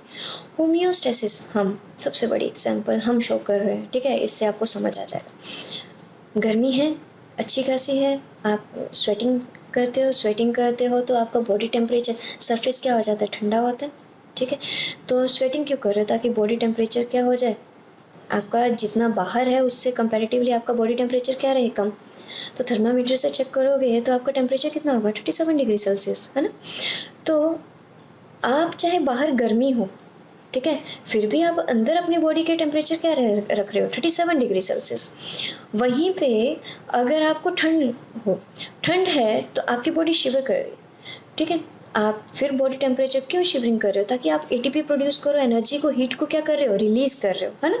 तो शिवरिंग क्यों कर रहे हो, ताकि आप बॉडी के टेम्परेचर को रेगुलेट कर सको। तो बाहर अगर ठंड है तो आपकी बॉडी शिवर कर रही है ताकि अंदर हीट प्रोड्यूस हो और आपका फिर टेम्परेचर कितना रहे बॉडी के अंदर, 37 डिग्री सेल्सियस। इसका मतलब चाहे ठंड हो चाहे गर्मी हो, आपकी एक करेक्टरिस्टिक है कि विद इन अ रेंज आप अपने बॉडी के टेम्परेचर को रेगुलेट कर सकते हो। ये नहीं कि 100 डिग्री सेल्सियस में गर्म तेल में डाल दिया तो आज भी हम टेम्परेचर को रेगुलेट करेंगे, नहीं। एक रेंज है आपके पास कि इस रेंज में आप बॉडी टेम्परेचर, पीएच मतलब कि एसिडिक है, बेसिक नेचर जो आपके बॉडी के अंदर है, ठीक है, उसको रेगुलेट कर रहे हो, ठीक है, कि इतना आपका इतनी एसिडिटी, इतना ज़्यादा फ्रूट्स खा लो तो एसिडिक कंडीशन ज़्यादा हो जाएगी, लेकिन आपकी किडनी क्या करती है, रेगुलेट करती है और यूरिन जो है हल्का सा ज़्यादा एसिडिक कर देगी, ताकि आपके बॉडी से एक्स्ट्रा एसिड जो है वो रिलीज़ हो जाए, है ना। तो आपकी बॉडी रेगुलेट कर रही है। दैट रेगुलेशन ऑफ बॉडी की इंटरनल पीएच टेम्परेचर को मेंटेन करके रखना, दैट इज़ होम्योस्टेसिस। क्लियर। तो वो बोल रहा है कि it's a self regulated system, ठीक है, टू एडजस्ट और मेंटेन द इंटरनल इन्वायरमेंट। इसीलिए बोला एलाइक और स्टैंडिंग स्टेसिस, मतलब कि एक जगह स्थिर, है ना। तो आपका बॉडी टेम्परेचर या पीएच जो है वो रेगुलेटेड है। क्लियर। तो अगर आपको जैसे स्वेटिंग हो रही है तो आप बॉडी टेम्परेचर को रेगुलेट कर रहे हो, वो आपकी बॉडी के लिए ज़रूरी है, वरना बाहर का टेम्परेचर जो है वो अंदर इतना हो गया तो आपके एंजाइम्स जो है वो मर जाएंगे हाई टेम्परेचर में, तो ऑटोमेटिकली तभी बोलते हैं ना फीवर हो रहा है। इतना फीवर अच्छी बात नहीं है, क्यों नहीं है, क्योंकि अंदर एंजाइम्स जो हैं अगर वो ख़त्म हो गए तो आपकी बॉडी के केमिकल रिएक्शन ख़त्म हो जाएंगे और बॉडी डेड हो जाएगी। तो इसीलिए आपको बोलते हैं कि इतना हाई टेम्परेचर नहीं, मेडिसिन लो, है ना, क्योंकि आपकी बॉडी स्वेटिंग से भी आपकी बॉडी टेम्परेचर रेगुलेट नहीं कर पा रही है। नेक्स्ट शिवरिंग भी लो टेम्परेचर का तो भी एंजाइम डीएक्टिवेट हो जाएंगे। क्यों, फ्रिज में खाना क्यों रखते हो, ताकि एंजाइमेटिक एक्टिविटी स्लो हो जाए, है ना। एंजाइमेटिक है तो वो डिग्रेडेशन उसकी डिक्रीज कर जाएगी। आपको अगर लो टेम्परेचर पे रखा जाए एंजाइमेटिक एक्टिविटी डिक्रीज कर जाएगी, डिक्रीज गई केमिकल रिएक्शन बंद, तो ह्यूमन बीइंग भी बंद, ठीक है। तो जो भी है हमारी सेल्स की खासियत, हमारी बॉडी की खासियत है कि हम बॉडी को रेगुलेट करते हैं। वार्म ब्लडेड है ना, बॉडी टेम्परेचर्स को हम क्या कर रहे हैं, रेगुलेट कर रहे हैं, है ना। जो आपके फिश है, फ्रॉग है, ये बॉडी टेम्परेचर को रेगुलेट नहीं करते हैं, तो दे आर कोल्ड ब्लडेड। तो जो वार्म ब्लडेड हैं वो बेसिकली क्या शो कर रहे हैं, होम्योस्टेसिस शो कर रहे हैं। क्लियर। तो होम्योस्टेसिस यही हुआ, to regulate body temperature. Clear. तो इंटरनल आपने इन्वायरमेंट जो है एज लिविंग बीइंग जो है वो सेल्फ रेगुलेटेड रखता है, that is phenomena is known as homeostasis. आपके नीट में 30 ईयर में क्वेश्चन, जो लास्ट ईयर्स के क्वेश्चंस हैं उनमें आ चुका है। आप जो भी एमसीक्यू बुक उठा लो उनमें इस टॉपिक से रिलेटेड एमसीक्यू 3 से 4 तो मिनिमम है। क्लियर। नेक्स्ट, अब कैसे कैसे हुआ, अब वो ना साइंटिफिक्स थोड़े बायोलॉजिकल वर्ड्स यूज़ करेंगे, इतना इजी तो करेंगे नहीं क्वेश्चन, है ना, मेडिकल का एग्ज़ाम है। तो वो बोलेगा कि अगर गर्मी है तो कैसा होगा, ठंड है तो बॉडी कैसा रिस्पॉन्स करेगी। तो फर्स्ट, अगर गर्मी है तो फर्स्ट वर्ड यूज़ किया उन्होंने वेजो डायलेशन, वेजो ब्लड वेसल डायलेट करना, ठीक है। तो जब गर्मी होती है तो आपके बॉडी टेम्परेचर, यहाँ पे ब्लड वेसल्स जो हैं वो डायलेटेड होते हैं, डायलेटेड होगी तो खून ज़्यादा से ज़्यादा यहाँ आएगा, ज़्यादा आएगा तो हीट का क्या होगा, लॉस होगा, ठीक है। तो बॉडी टेम्परेचर अंदर रेगुलेटेड होगा, तो आपकी बॉडी क्या करेगी, आर्टीरियोल्स, आर्टरीज की डायलेट करेगी तो खून की सप्लाई सरफेस पे ज़्यादा हो जाएगी, सरफेस पे ब्लड सप्लाई ज़्यादा होगी तो हीट लॉस होगा तो बॉडी टेम्परेचर रेगुलेटेड रहेगा, ठीक है। सेकेंड, वो क्या करेगी, स्वेटिंग करेगी। आपको पता है जब भी किसी एरिया से पानी वेपोरेट होता है तो वो सरफेस क्या हो जाता है, टेम्परेचर उसका क्या हो जाता है, लो हो जाता है। नेक्स्ट, पाइलो रिलैक्सेशन, ठीक है। तो पाइलो रिलैक्सेशन गर्मी में समझने आएगा। पाइलो जो है वो कॉन्ट्रैक्शन जो है वो आपकी ठंड में होती है, जैसे मम्मा ठंड लग रही है तो हेयर्स जो, पाइलो मतलब कि हेयर्स, ठीक है, हेयर्स जो होते हैं वो आपके इरेक्शन शो करते हैं, ठीक है, ठंड में। लेकिन अगर आपकी जो गर्मी है वहाँ पे हेयर्स आपकी इरेक्शन शो नहीं करेंगे, ठीक है। तो वहाँ पे आपको बॉडी टेम्परेचर को रेगुलेट, वो जो है वो गर्म नहीं करना आपको, यहाँ पे आपको बॉडी टेम्परेचर को कम करना है, ठंडा करना है। तो यहाँ पे पाइलो की क्या रहेगी, रिलैक्सेशन। यही एमसीक्यू होगा, which one of the following जो है हॉट टेम्परेचर में विच वन ऑफ द फॉलोइंग नहीं होता, ठीक है। तो एक आपको दे दिया वाइजोडाइलेशन, एक आपको दे दिया स्वेटिंग, एक दे दिया आपको पाइलो कॉन्ट्रैक्शन, ठीक है, कंस्ट्रिक्शन दे दिया। अगर कंस्ट्रिक्शन या कॉन्ट्रैक्शन दे दिया तो हॉट में तो आपकी पाइलो रिलैक्सेशन, यही एमसीक्यू आपकी बुक्स में भी पढ़ा हुआ है, ठीक है। और एक आया स्ट्रेचिंग आउट। बेटा गर्मी लग रही है ना, फैल के सोते हैं हम लोग, हीट लॉस हो जाए, है ना। ठंड लग रही है ना, सिकुड़ के सोते हैं, सिकुड़ के मतलब एकदम श्रिंक होके क्यों सोते हैं, ताकि जितना सरफेस एरिया हमारा होगा, कम से कम सरफेस एरिया होगा तो उतना ही कम हमारा हीट लॉस होगा। ऑलरेडी ठंड लग रही है और सरफेस एरिया हो गया तो हीट लॉस ज़्यादा हो जाएगी और ठंडा हो जाएगा अंदर, है ना। तो गर्मी होगी तो स्ट्रेचिंग आउट होगी, लेकिन अगर आप ठंड है तो आप स्ट्रेचिंग आउट नहीं कर रहे। तो वही अब मैं डिफरेंस में आ रही हूँ। तो अगर मैं देख रही हूँ कि गर्मी है तो मेरे पास क्या हो रही है, वेज़ोडायलेशन, ब्लड वेसल्स क्या हो रही हैं, डायलेट कर रही है, तो ब्लड सप्लाई सरफेस पे क्या हो रही है, ज़्यादा। अगर ठंड है तो मेरे पास क्या हो रही है, वेज़ो कंस्ट्रिक्शन। वेज़ो कंस्ट्रिक्शन मतलब कि कंस्ट्रिक्ट करे, ब्लड वेसल्स कंस्ट्रिक्ट कर रही है। कंस्ट्रिक्ट हम बोलते हैं ठंड है, हाथ नीले पर हो गए, ठंडे हो गए, है ना। तो कंस्ट्रिक्ट करें क्यों, क्योंकि जितना खून इधर जाए ज़्यादा जाएगा तो हीट लॉस भी ज़्यादा होगा। ऑलरेडी ठंड है, हीट अपनी बॉडी की भी आप रिलीज़ कर दोगे तो बॉडी टेम्परेचर और डिक्रीज़ कर जाएगा ना बेटा। तो आपके ब्लड वेसल्स यहाँ कंस्ट्रिक्शन शो करें, कंस्ट्रिक्शन, तो आपको कंस्ट्रिक्शन होगी तो ब्लड सप्लाई यहाँ पे क्या कर जाएगी, डिक्रीज कर जाएगी, ठीक है। नेक्स्ट शिवरिंग करते हो, तो शिवरिंग कर रहे हो तो एटीपी हीट रिलीज कर रहे हो। तो नेक्स्ट इज पाइलो इरेक्शन, एक क्लियर सी फॉर्म हो रही है तो आपके बॉडी टेम्परेचर एक रेगुलेट होता है। स्ट्रेचिंग आउट यहाँ पे नहीं किया जाएगा, आप बॉडी को जितना सरफेस एरिया कोल्ड में एक्सपोज कम होगा उतना ही हीट लॉस कम होगा, ठीक है। तो ये आपकी बॉडी क्या रिस्पॉन्स देगी, इस पे एमसीक्यू होंगे आपकी बुक्स में, क्लियर। तो नेक्स्ट इज ग्रोथ। हमने अभी तक क्या किया, सेलुलर ऑर्गेनाइजेशन, एक किया मेटाबॉलिज्म और एक किया हमने होम्योस्टेसिस। नेक्स्ट आ जाता है हमारे पास ग्रोथ, सबको पता, increase in size, increase in mass, increase in number, तीनों पे आपके पास ऑप्शंस होंगी, फोर्थ ऑप्शन होगी ऑल ऑफ दिस, आंसर आप वही करोगे, क्लियर। तो इंक्रीज इन मास हो, साइज हो, नंबर हो, सारा का सारा किसके अंडर जाएगा, ग्रोथ के अंदर जाएगा, क्लियर। तो ग्रोथ जो है, नेक्स्ट एमसीक्यू जो आपको दिखेगा, इट इज इरिवर्सिबल इंक्रीज, ठीक है। आप बड़े होते जा रहे हो, ये अब छोटा करके दिखाओ, नहीं हो सकता, है ना। तो इट्स इरिवर्सिबल इंक्रीज। तो यही MCQ, growth is a reversible process और irreversible, growth is a irreversible process, it is a irreversible increase in mass of individual, ठीक है। छोटी सी बात है लेकिन इसी पे एमसीक्यू क्रिएट हो जाता है। नेक्स्ट मल्टी सेलुलर ऑर्गेनिज्म है, increase in mass by cell division, हम में सेल डिवीजन ही हो रही है, ठीक है। अब हम ग्रोथ यूनिसेलुलर में भी पढ़ेंगे, प्लांट्स में कैसी होती है और एनिमल्स में सबसे बड़ी एग्जांपल हम लोग आ जाते हैं। तो हमारी खासियत है कि ग्रोथ हमारी कुछ एज तक हो रही है, ठीक है। उसके बाद देखो ये हुई छोटे, छोटे से थोड़ी सी बड़े, ठीक है, फिर और बड़े यहाँ तक एक एडल्ट स्टेज में आ गए। अब ग्रोथ किस फॉर्म में होगी, अब आपके सेल्स रिप्लेस होंगे, ये नहीं कि आप साइज में इंक्रीज होते जाओ, जैसे प्लांट्स हैं, हमने इस साल तक हमने इतना देखा था अब इतना बड़ा हो गया, है ना, ऐसे नहीं, ठीक है। तो ह्यूमन बॉडी हो या एनिमल्स हो, उनकी ग्रोथ जो होती है एक सर्टन एज तक होती है, ठीक है। उसके बाद आपके सेल्स जो होते हैं वो रिप्लेस होते हैं, जो टूट गया है सेल या खराब मर गया है सेल, उसको रिप्लेस करते हो। तो यही एमसीक्यू बनेगा, एनिमल्स में ग्रोथ जो है वो सर्टन एज तक है, लेकिन उसके बाद सेल्स रिप्लेस हो रहे हैं, एनसीईआरटी में भी लिखा हुआ है, ठीक है। नेक्स्ट प्लांट सेल्स, प्लांट्स तो बढ़ते ही रहते हैं, ठीक है। शूट मतलब कि स्टेम, स्टेम की tip, apical meristematic tissue, apical आपने पढ़ा है ना, ठीक है। तो एपिकल मेरिस्टेमेटिक टिश्यू ये भी रूट्स में, तो प्लांट्स जो होते हैं रूट्स और उसके शूट इंक्रीज ही होती रहती है, तो उनकी कोई सर्टेन एज तक नहीं होते, वो अनलिमिटेड ग्रोथ शो करते हैं, ठीक है। तो प्लांट इनडेफिनेट, बेसिकली हम वर्ड यूज़ करेंगे इनडेफिनेट, कि कोई डिफाइन नहीं है कि इतनी ग्रोथ शो करेंगे, अब आगे इस एज के बाद हम ग्रोथ नहीं करेंगे, ऐसा नहीं।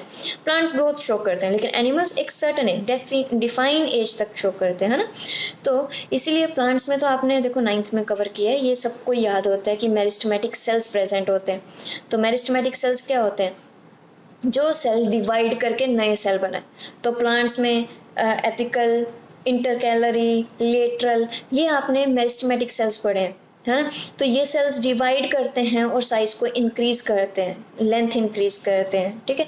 तो मेरिस्टेमेटिक सेल्स की खासियत है they are dividing cell, they are stem cells, ठीक है। एक तरह से कि जो सेल डिवाइड करेंगे अपना काउंट भी मेंटेन रखते हैं और नया सेल भी बनाते हैं। मैं बता दूं, मेरे मुंह से स्टेम सेल्स वर्ड निकल गया तो अब मैं डिफाइन कर ही दूं। कोई भी सेल बेटा ये सेल है, ठीक है। ये डिवाइड करके कितने सेल बनाता है? 2 सेल बनाता है।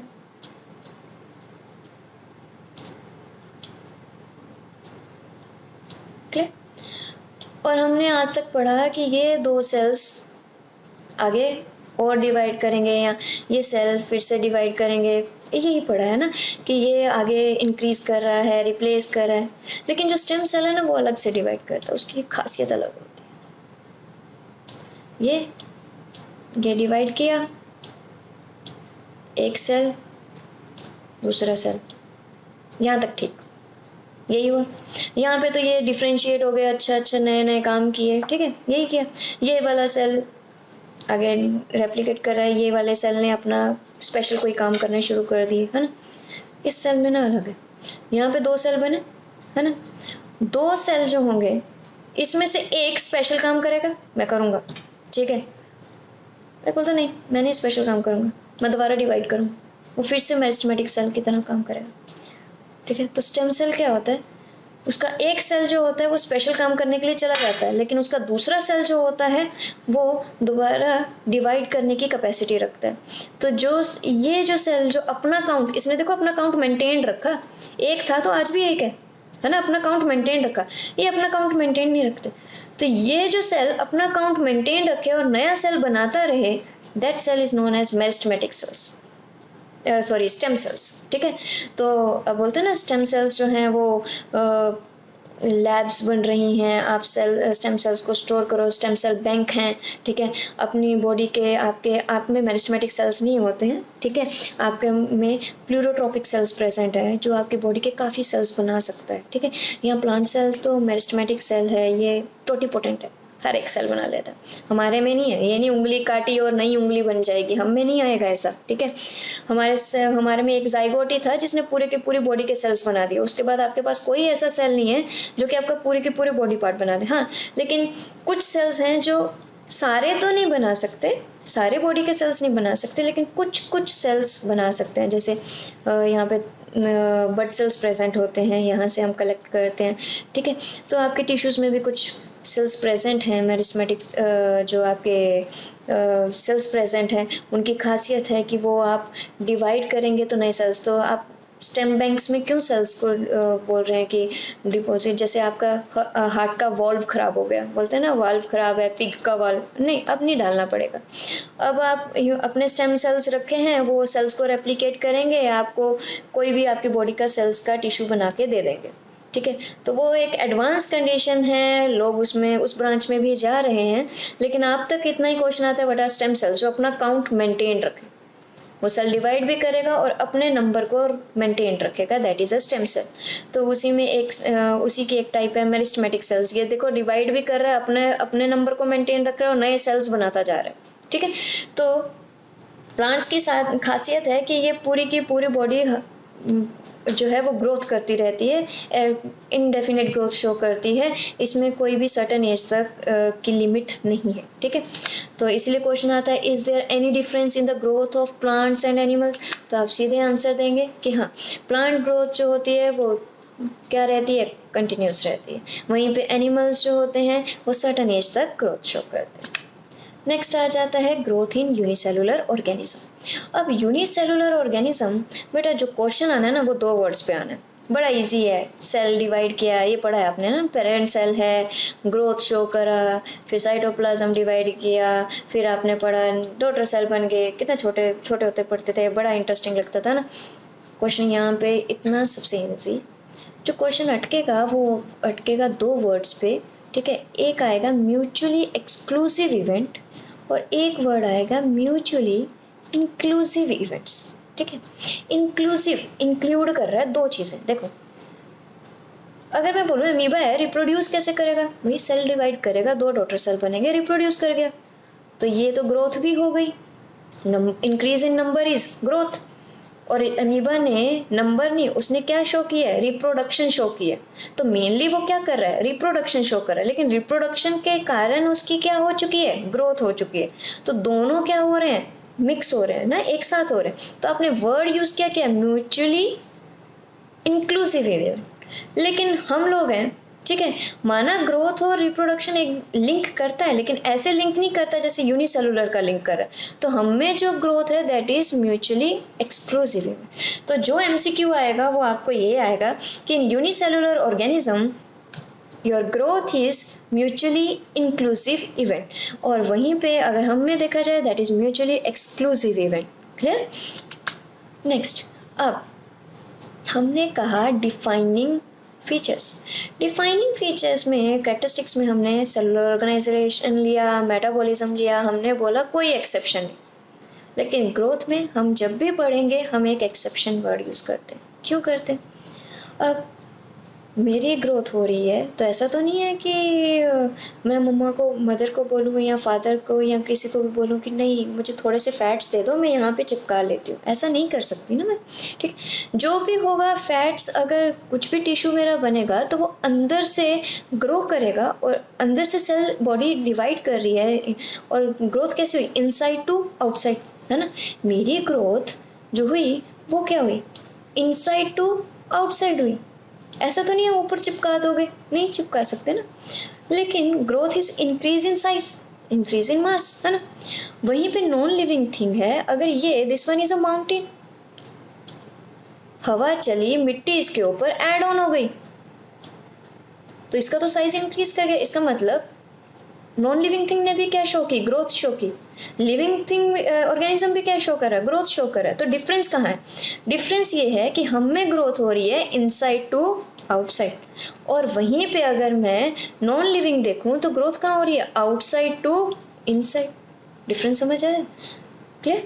तो लिविंग ऑर्गेनिज्म में ग्रोथ अगर देखा जाए, here there is a addition of material, लेकिन ग्रोथ कैसी है? इंटरनल ग्रोथ है, इनसाइड टू आउटसाइड। और वहीं पे अगर मैं माउंटेन्स वगैरह देखूं तो एडिशन ऑफ मटेरियल है। क्लियर? तो जब भी एडिशन ऑफ मटेरियल हो तो वर्ड यूज किया जाता है एक्रीजन। तो नॉन लिविंग है वो ग्रोथ शो करते हैं, दैट इज अ टाइप, कौन सी? एक्रीजन। लिविंग जो है वो ग्रोथ शो करते हैं inside to outside, that is known as interception. देखो ये इंटरसेप्शन पूरी बायो में एक ही ऐसा वर्ड है, एक बार पढ़ोगे पता नहीं क्यों वो मुंह में चढ़ जाता है, याद हो जाता है। ऐसा कोई नहीं है, और ये वर्ड नहीं भी आया ना तो भी पूरी बुक में एक ही वर्ड है ऐसा। तो जैसे एमसीक्यू आएगा ना आपको डायरेक्टली पता चल जाएगा, इंटरसेप्शन है, लिविंग ऑर्गेनिज्म है, इनसाइड टू आउटसाइड। क्लियर? और वहीं पे नॉन लिविंग है तो growth is outside to inside. अब ग्रोथ को जब मैंने एक्सप्लेन किया तो ग्रोथ को एक्सप्लेन करते हुए मैंने सामने से कह दिया कि लिविंग ऑर्गेनिज्म में इनसाइड टू आउटसाइड आउटसाइड होगी। तो इसीलिए क्वेश्चन क्या बन गया आपके पास कि why growth is not considered as defining property of living organism. तो आंसर आपका सीधा रहेगा, क्यों? क्योंकि इसमें ऐसी हमें कंडीशंस दिखानी पड़ती हैं कि हाँ मैं डिफाइनिंग फीचर इसलिए नहीं कह सकती, कैरेक्टरिस्टिक इसलिए नहीं कह सकती कि ये एक ऐसी कंडीशन है जिसमें हमारी जो ग्रोथ है, हमें कंडीशन देनी पड़ेगी कि हमारी जो ग्रोथ है वो इनसाइड टू आउटसाइड हो रही है। क्लियर? और नॉन लिविंग में ग्रोथ कहाँ हो रही है? Outside to inside. ठीक है, तो दैट्स वाई आप कुछ कंडीशंस दे रहे हो। जब भी आप कंडीशंस दे रहे हो कि नहीं हम में ऐसी होगी तभी हम बोलेंगे इट्स अ लिविंग। ठीक है, लिविंग में ऐसी होगी, और नॉन लिविंग में भी वो चीज़ होती है लेकिन उसकी कंडीशन अलग है, तब आप उसे डिफाइनिंग कैरेक्टरिस्टिक नहीं कह सकते। तो ग्रोथ ही cannot be taken as defining property. क्यों? क्योंकि आप इसे हमेशा कंडीशंस दे के डिफाइन करते हो कि आप कहाँ से देख रहे हो? From inside to outside. तो इसीलिए ग्रोथ जो है नॉन लिविंग में कैसी हुई? एक्सट्रिंसिक, बाहर। लिविंग ऑर्गेनिज्म में कैसी हुई? इंट्रिंसिक हुई। अब ग्रोथ में प्लांट्स में कैसी है? इनडेफिनेट, जाए जा रही है। ठीक है, एनिमल्स में कैसी है? डेफिनेट है। ठीक है, अब वो बोल रहे कब ग्रोथ होगी? मैंने पहले बोला एनाबॉलिज्म, मॉलिक्यूल बनेगा एज कंपेयर टू टूटेगा। ठीक है, ज़्यादा बने और टूटे कम तब ग्रोथ होगी। अगर टूटेगा ज़्यादा और बनेगा कम तो क्या होगी? डी ग्रोथ होगी। क्लियर? Next is reproduction. ये तो आपने पूरा चैप्टर कवर किया है इन 10th, ये सिर्फ ओवरव्यू है, बाकी आप 12th में इसका पूरी यूनिट है। ठीक है, तो वहीं पे कवर करेंगे। तो रिप्रोडक्शन आपने पहले ही पढ़ा हुआ है कि रिप्रोडक्शन क्या है कि अपने न्यू इंडिविजुअल्स को फॉर्म करना, लेकिन कैसे? Arises from pre existing life. ठीक है, तो एक तो आप पढ़ते हो कि हाँ न्यू इंडिविजुअल्स को फॉर्म करना from pre existing living organism form कर रहा है, लेकिन वो साथ के साथ कैसा होना चाहिए, सिमिलर काइंड, ठीक है। तो स्पीशीज़ क्या रही, सेम रही, ठीक है। ह्यूमन बीइंग को ही प्रोड्यूस कर रहे हैं, है ना। तो ऑफस्प्रिंग क्या होगा, ह्यूमन बीइंग ही होगा। तो स्पीशीज़ आपने क्या रखी, सेम रखी है। तो अब क्वेश्चन ये भी है कि रिप्रोडक्शन क्या असेंशियल है हमारे लिए, नहीं है। अगर देखा जाए इंडिविजुअल, अगर सिर्फ और सिर्फ एक पर्सन के लिए देखा जाए या एक ऑर्गेनिज्म के लिए देखा जाए तो रिप्रोडक्शन ज़रूरी नहीं है, ठीक है। अगर एक डॉग के लिए देखा जाए तो रिप्रोडक्शन ज़रूरी नहीं है, लेकिन सारे के सारे डॉग अगर रिप्रोड्यूस नहीं करेंगे तो डॉग की स्पीशीज़ ख़त्म हो जाएगी। तो it is required for species, ठीक है। इंडिविजुअल के लिए रिप्रोडक्शन ज़रूरी नहीं है, लेकिन हाँ उस स्पीशीज़ की, उस पॉपुलेशन को आगे बढ़ने के लिए रिप्रोडक्शन ज़रूरी है। तो रिप्रोडक्शन आपने पढ़ा है, दो टाइप की होती है, सेक्सुअल एंड एसेक्सुअल, ठीक है। ये तो आपने अच्छे से 10th में कवर किया है कि सेक्सुअल में दो पेरेंट्स दो टाइप्स के गैमीट फॉर्म होते हैं, ठीक है। एसेक्सुअल में जो है वो गैमीट्स फॉर्म ही नहीं होते। सेक्सुअल में जो है पेरेंट्स हमारे पास दो प्रेजेंट होते हैं, एसेक्सुअल में यूनिपेरेंटल रहता है। सेक्सुअल में वेरिएशंस आ रही हैं, सेक्सुअल में वेरिएशंस नहीं आती, वो पेरेंट्स के एकदम सिमिलर होते हैं। तो एसेक्सुअल्स में हमारे पास क्लोन प्रेजेंट होते हैं। लेकिन सेक्सुअल जो कि ह्यूमन बींग्स जैसे एग्जांपल है, तो हम एकदम पेरेंट्स के रिजेंबल नहीं करते हैं ना, एकदम मम्मा मदर की तरह नहीं है, एकदम फादर की तरह नहीं है, कॉम्बिनेशन में है। तो हमें वेरिएशंस हैं। तो वेरिएशन किस में आती हैं, सेक्सुअल रिप्रोडक्शन में आती हैं। नाउ टाइप्स ऑफ एसेक्सुअल, क्योंकि ये जो budding, spore formation, regional fragmentation, ये एनसीईआरटी में ना लाइन में लिखा हुआ है एक, तो मैं थोड़ा सा कवर कर रही हूँ कि थोड़ा सा रिवाइज हो जाए, अदरवाइज ये आपके 12th का ही टॉपिक है, क्लियर। तो थोड़ा सा इस लेवल पे एमसीक्यू हो सकता है बुक्स में।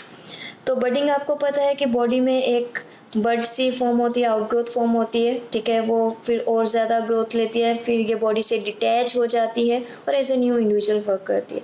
तो एक एग्जांपल इसकी हाइड्रा थी, और एक सबसे बड़ी एग्जांपल जो हम पढ़ते हैं दैट इज़ ईस्ट फंगाई है, यूनिसेलुलर फंगाई है, बड ग्रो कर रही है। तो इसके ऊपर, इसकी बड फॉर्मेशन की स्पीड इतनी है कि बड के ऊपर एक और बड फॉर्म हो जाती है। तो साइंटिस्ट ने पहली बार देखा तो उन्हें लगा इट्स अ मल्टी सेलुलर, है ना। उन्हें क्या पता, जब और डिटेल में पढ़ा तब उन्हें पता चला कि बड के ऊपर एक और बड फॉर्म हुई है। तो ऑर्गेनिज्म बेसिकली अगर आप बड अलग कर दो तो ऑर्गेनिज्म असल में है क्या, यूनिसेलुलर। तो एक ही फंगाई है जो कि यूनिसेलुलर है, that is east. Next is spore formation. ये सबसे बड़ी कैरेक्टरिस्टिक है फंगाई की, क्योंकि चाहे सेक्सुअल हो चाहे एसेक्सुअल रिप्रोडक्शन शो करे, उसने स्पोर ही बनाना है। बाकी तो चलो ये सेक्सुअल में बना रहे हैं, ठीक है, लेकिन फंगाई है, सेक्सुअल हो चाहे एसेक्सुअल हो, वो स्पोर ही बनाएगी, ठीक है। तो स्पोर फॉर्मेशन।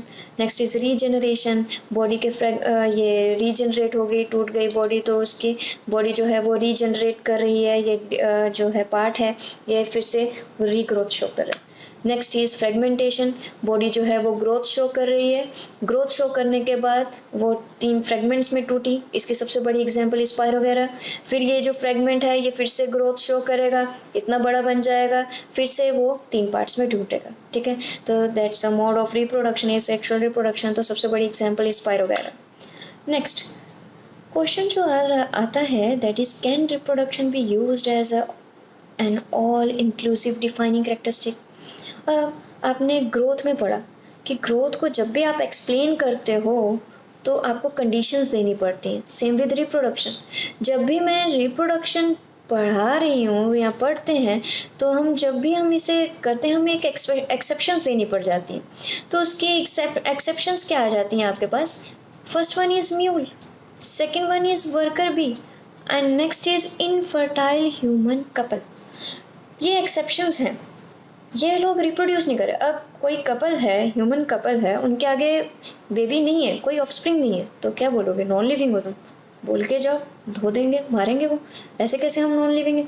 तो ये एक्सेप्शन आ जाएगी, ठीक है।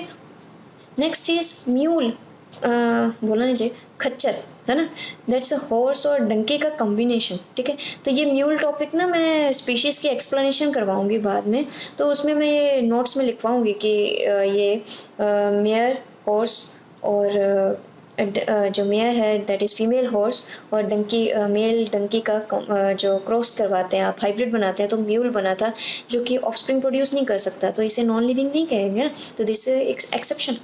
Next is worker bee. बीज तो ऐसे ही बहुत पढ़ने में इंटरेस्टिंग होती हैं। तो बीज में आपको पता है क्वीन होती है, ठीक है। क्वीन रिप्रोड्यूस कर रही है, लेकिन वर्कर जो है ना वो रिप्रोड्यूस नहीं करती।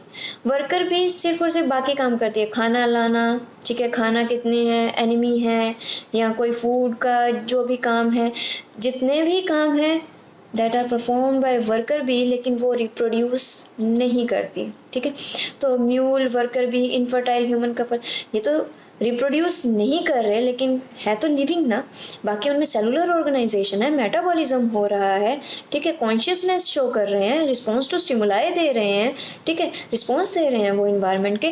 तो सिर्फ एक कैरेक्टरिस्टिक पे मैं ये नहीं कह सकती दे आर नॉन लिविंग, ठीक है। तो मेरे पास रिप्रोडक्शन की एक्सेप्शन आ गई, क्लियर। तो दैट्स वाई हम रिप्रोडक्शन को कभी भी डिफाइनिंग करेक्टरिस्टिक नहीं लेते। तो आपके पास दो आ गए। क्वेश्चन बनेगा why growth and reproduction are not considered as defining characteristic. Reason, दोनों को जब आप एक्सप्लेन करते हो तो आप हमेशा कंडीशंस के साथ एक्सप्लेन करते हो। In growth, in living organism, growth take place from inside to outside, that is interception. और वहीं पे अगर मैं कहूँ your in reproduction we have exception, first is mule, worker bee and infertile couple. हर एक बुक में इन तीनों पे MCQ है, answer is all of this. Daily पे उस पे होगा कि हाँ this is all of this, तीनों ऑप्शंस दी होंगी ABC, ठीक है। What are the exceptions of reproduction, तीनों ऑप्शन होंगे, आंसर डेली होगा, क्लियर। और ये क्वेश्चन भी यही होगा, which one of the following are not the defining characteristic of living organism, answer is growth and reproduction. अब यहाँ पे क्वेश्चन है कि हम इसे इंक्लूसिव डिफाइनिंग कैरेक्टरिस्टिक क्यों नहीं लेते। First exception mule, worker bee and infertile human couple. Second is unicellular organism. Unicellular organism अगर रिप्रोडक्शन शो करेगा तो साथ के साथ ग्रोथ शो कर रहा है, तो इसीलिए मैं उसे इंक्लूसिव कैरेक्टरिस्टिक हर बार नहीं ले सकती, ठीक है। हमें इंक्लूसिव है लेकिन इसमें इंक्लूसिव नहीं, तो this one is inclusive characteristic, ठीक है। तो next one is stimulus and response.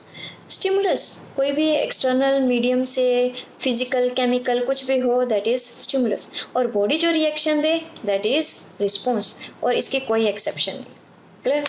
तो फर्स्ट अगर मैं कहूँ तो स्टिमुलस क्या है कि लिविंग थिंग्स जो होंगी वो रिस्पॉन्स करेंगी टू द चेंजेस।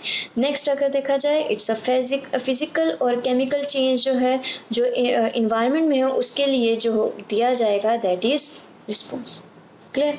अब वो क्या होता है, स्टिमुलस जो होता है वो एक्सटर्नल भी हो सकता है, जैसे प्लांट्स सनलाइट पे डिसाइड करते हैं कि अब मुझे इसमें फ्लावर आएगा या नहीं आएगा, फ्लावरिंग टाइम है या नहीं है, अब रिप्रोड्यूस करें या नहीं। जैसे हम बोलते हैं ना कि कुछ फ्लावर्स जो है वो समर्स में होते हैं, क्यों, क्योंकि उसमें सनलाइट ड्यूरेशन चेक की जाती है। प्लांट्स जो है उसके जब सनलाइट पड़ती है, हाँ ड्यूरेशन इतनी हो गई है तो ये this is a flowering time, तो एक्सटर्नल स्टिमुलस है। तो इंटरनली उसने रिस्पॉन्स दिया, फ्लावरिंग टाइम आ गया उसका, है ना, तो that is a external stimulus. अब आपको प्यास लगी है, थर्स्टी फील कर रहे हो, ठीक है, तो उस कंडीशन में क्या है, आपको इंटरनली स्टिमुलस आया है कि हाँ अब आपको भूख लग रही है, तो that is a internal stimulus, तो आप रिस्पॉन्स दे रहे हो, जाके खाना खा रहे हो, है ना, तो दैट इज़ अ रिस्पॉन्स। तो रिस्पॉन्स जो है स्टिमुलस दोनों हो सकते हैं, एक्सटर्नल भी हो सकता है और आपकी बॉडी से अंदर से भी आ सकता है, दैट इज़ इंटरनल स्टिमुलस। तो जब भी रिस्पॉन्स टू स्टिमुलस आप कब दे पाते हो, जब आप क्या हो, कॉन्शियस हो, है ना। तो कॉन्शियस इज बेसिकली आप अवेयरनेस ऑफ क्या कर रहे हो, सराउंडिंग, अवेयर हो तभी आप क्या दे रहे हो, रिस्पॉन्स दे रहे हो, क्लियर। तो आपको स्टिमुलस कैसा हो सकता है, फिजिकल, केमिकल, बायोलॉजिकल, जैसा भी हो सकता है। ह्यूमन बींग्स हैं, एनिमल्स हैं, तो उनमें हमारे पास क्या पड़े हैं, सेंस ऑर्गन्स हैं। वहीं प्लांट्स को देखो, उनके पास कोई सेंस ऑर्गन नहीं प्रेजेंट है, ठीक है। उनमें बेसिकली वो लाइट, वाटर, टेम्परेचर, पॉल्यूटेंट के जो है वो रिस्पॉन्स देते हैं। उनमें से सबसे ज़्यादा खासियत फोटो पीरियड्स दैट इज़ कि कितना एक्सपोजर सनलाइट का हुआ उस पर रिस्पॉन्स देना, ठीक है। तो वही है कि ड्यूरेशन ऑफ सनलाइट कितनी है, सनलाइट उस ड्यूरेशन पे, जैसे फ्लावरिंग है, सीजनल ब्रीडर्स, ठीक है, इस सीज़न में ब्रीडिंग फ्लावर्स आने हैं प्लांट्स में, ठीक है, तो वो क्या है, उसे किस में कंसिडर करते हो, फोटो पीरियड्स, ठीक है। नेक्स्ट इज सेल्फ कॉन्शियसनेस, इसमें हम माहिर हैं ह्यूमन बींग्स, और कोई सेल्फ कॉन्शियस नहीं। एग्जाम्पल, एक केज लो या एक एरिया लो, ठीक है, वहाँ पे अगर आप देखो hen वगैरह, मुर्गे वगैरह पड़े हैं, एक इंसान मुर्गे काट रहा है, उन्हीं के सामने काट रहा है। मुर्गों को खाना दो, वहीं पे वो खाना खाएंगे, hen वगैरह वहीं खाना खा रही है ना। वो ऐसा नहीं है भाग जाएंगे, क्योंकि उन्हें पता ही नहीं है कि हम मरने वाले, उनके लिए खाना है, ठीक है चलेगा। ह्यूमन बींग्स का, ह्यूमन बींग्स को खाना दो और सामने एक ह्यूमन बींग को मारो, अब क्या ह्यूमन बींग वहाँ खड़ा रहेगा, देखेगा कि अब मेरी बारी आएगी? नहीं, वो भाग जाएगा वहाँ से। That is self consciousness. उसमें माहिर कौन है? ह्यूमन बींग्स है, ठीक है। तो क्वेश्चन ये आएगा कि human being aware of himself, that is self conscious, वो अपने बारे में सब जानते हैं, ठीक है। तो ज़्यादा एडवांस है हम लोग, ठीक है। तो human beings are self conscious और बाकी organism self conscious, they show consciousness. अगर देखा जाए तो बैक्टीरिया एंटीबायोटिक दे रहे हो, तो कई बैक्टीरिया होते हैं एंटीबायोटिक रेजिस्टेंस, 8th में पढ़ा कि एंटीबायोटिक रेजिस्टेंस, उनमें उनके ऊपर एंटीबायोटिक अटैक ही नहीं कर पाती। क्यों? क्योंकि उन्होंने रिस्पॉन्स दिया, उन्होंने माना एक एंटीबायोटिक दी, उसने सेल वॉल को बैक्टीरिया की डिसॉल्व किया और बैक्टीरिया मर गया। अब बैक्टीरिया ने बोला इसने तो मेरे को हमेशा मारते रहना है, उसने बैक्टीरिया ने क्या किया, सेल वॉल की कंपोजिशन ही चेंज कर दी, उसने केमिकल ही चेंज कर दिए। आज वो दवाई उस बैक्टीरिया को मार नहीं सकती, क्यों? तो बैक्टीरिया ने क्या किया, रिस्पॉन्स टू इन्वायरमेंटल कंडीशन, तो वो भी क्या शो की, उसने कॉन्शियसनेस शो की। लेकिन सेल्फ कॉन्शियसनेस सिर्फ और सिर्फ कौन शो करेगा? ह्यूमन बींग शो करेगा, और इसकी कोई एक्सेप्शन नहीं है। That's Y consciousness is the defining property of living word. यहाँ पे वर्ड देखो, प्रॉपर्टी वर्ड यूज कर रही हूँ।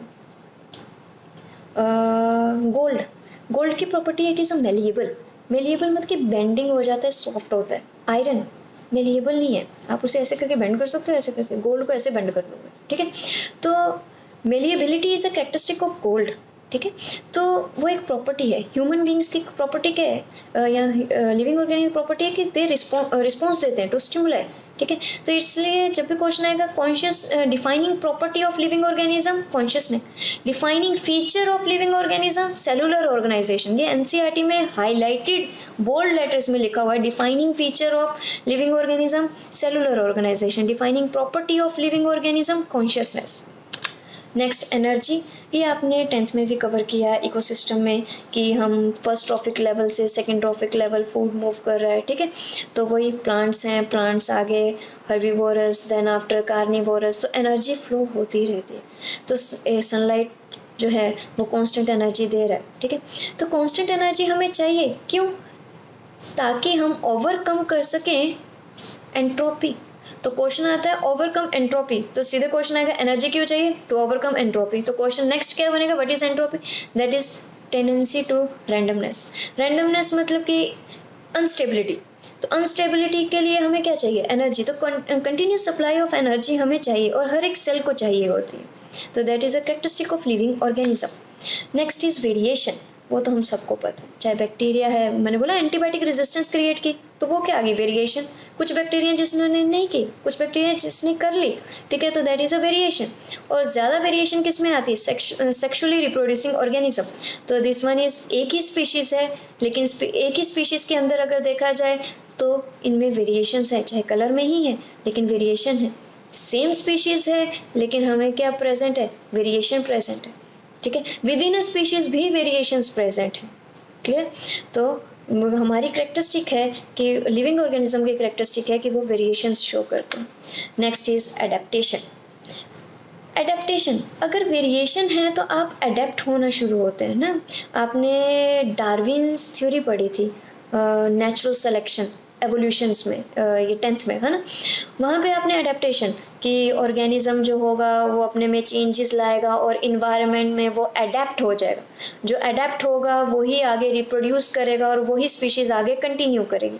अगर वो रिप्रोड्यूस ही नहीं कर, अडेप्ट ही नहीं होगा तो रिप्रोड्यूस नहीं होगा, तो स्पीशीज़ ऑटोमेटिकली क्या हो जाएगी? ख़त्म हो जाएगी। तो जो वेरिएशंस शो करते हैं, चेंजिंग इन्वायरमेंट में वेरिएशंस शो कर रहे हैं, वो ज़्यादा से ज़्यादा अडेप्ट होते हैं। तो वही हमने कहा कि अगर देखा जाए तो यूज़फुल इनहेरिट वेरिएशन, यूज़फुल होगी तो आगे चलेगी, अगर यूज़फुल नहीं है तो स्पीशीज़ ऑटोमेटिकली ख़त्म होने शुरू हो जाएगी। तो चेंजेस जो हैं, चाहे फंक्शन में है, चाहे बिहेवियर में आ रही है, ठीक है, दैट इज़ एडेप्टेशन। अब एडेप्टेशन 2 टाइप की होती है, शॉर्ट टर्म छोटे टाइम के लिए और लॉन्ग टर्म एडेप्टेशन। छोटे टाइम के लिए adaptation that is example is hibernation. तो तो MCQ आपको दो दिखेंगे, हाइबरनेशन एंड एस्टिवेशन। हाइबरनेशन से याद रखना, छोटे होते करते थे ना, सेम एज होमवर्क लिखते थे ना, टीचर लिखवाते थे कि हाँ नोटबुक में लिखो सेम एज होमवर्क, तो वहाँ से याद रखना। तो दिस वन इज H से हाइबरनेशन, W से विंटर। विंटर में कोई अपने केमिकल रिएक्शन, बॉडी के मेटाबॉलिक रिएक्शन को स्लो डाउन कर दे रहा है, ठीक है, विंटर स्लीप, तो that is hibernation. Summer sleep करूंगी तो दैट इज एस्टिवेशन। तो इससे याद रखना, aestivation is summer sleep, hibernation is winter sleep. Clear? तो मेटाबॉलिक रिएक्शन इसमें कम हो जा रहा है, तो एनर्जी रिक्वायरमेंट भी क्या हो जा रही है, कम। जैसे polar bear, this is winter है ना, that is hibernation, polar bear की एग्जाम्पल। क्लियर? तो हाइबरनेशन शॉर्ट टर्म के लिए, ठंड गई फिर से मेटाबॉलिक रिएक्शन नॉर्मल, तो ये क्या है, अपने मेटाबॉलिक रिएक्शंस को कम कर ले रहे हैं। Long term adaptations, clause of different birds. Clause of different birds का अगर मैं देखूं तो बर्ड्स जो हैं वो अपने क्लॉज के डिफरेंट शेप बना लेते हैं, मतलब उसमें चेंजेस आती हैं ताकि वो किसी जगह को अच्छे से पकड़ सकें, ठीक है। तो एक ही स्पीशीज़ में डिफरेंट क्लॉज के बर्ड्स भी पाए जाते हैं, ठीक है। तो दैट इज़, और वो आगे स्पीशीज़ में कंटिन्यू हो जाए तो दैट इज़ लॉन्ग टर्म। तो जो आपके जैसे प्लांट्स हैं, ठीक है, तो प्लांट्स में आपने इंसेक्टिवोरस प्लांट्स पढ़े हैं, है ना, तो this one is insectivorous plant. Cactus, ठीक है, दैट इज़ एडेप्टेशन, गर्मी में है तो उसने क्या किया, अपने लीव्स का साइज एकदम स्पाइन बना दिया, बिल्कुल तीखा सा नीडल लाइक बना दिया, और वहीं पे स्टेम को चपटा कर दिया कि वो फोटोसिंथेसिस कर सके। तो these all are the examples of adaptation। तो adaptation दो टाइप की हुई, one is short term and second one is long term. वैसे एडेप्टेशन जो है वो आपके 12th के चैप्टर का टॉपिक है, ठीक है। तो हो सकता है कुछ बेसिक क्वेश्चन इस चैप्टर में हो, अदरवाइज जो मेजर क्वेश्चंस जो होंगे वो आपके 12th में चैप्टर में आएंगे, इकोलॉजी यूनिट में आएंगे। तो next is healing and repair.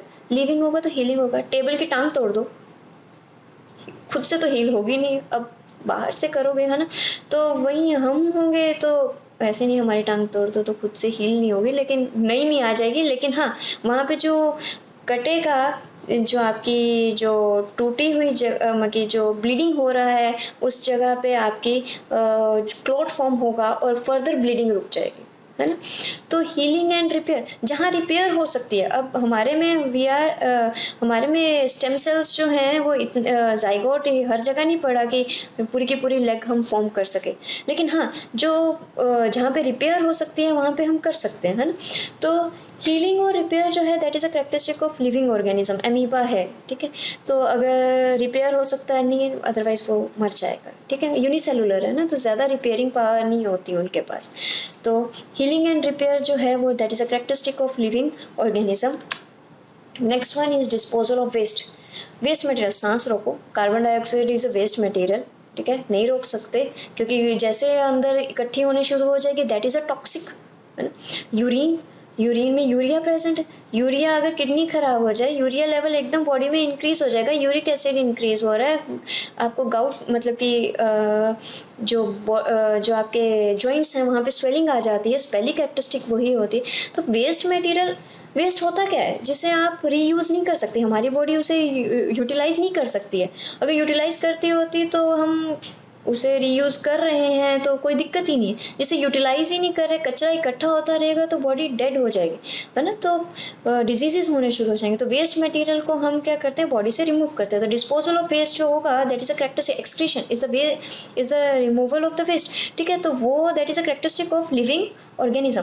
तो ये तो आपने एक्सक्रीशन टॉपिक 10th में भी किया था कि प्लांट्स जो हैं वो एक्सक्रीशन शो करते हैं, ठीक है, वैक्सीज रिलीज़ कर रहे हैं, ठीक है, रेजिन वैक्सीज रिलीज़ करते हैं। एनिमल्स में आपने यूरिया, यूरिक एसिड, अमोनिया, ऐसे ऑर्गेनिज्म होते हैं, ऐसे इस फॉर्म में जो वेस्ट है वो रिलीज़ करते हैं। Carbon dioxide is also waste, ठीक है।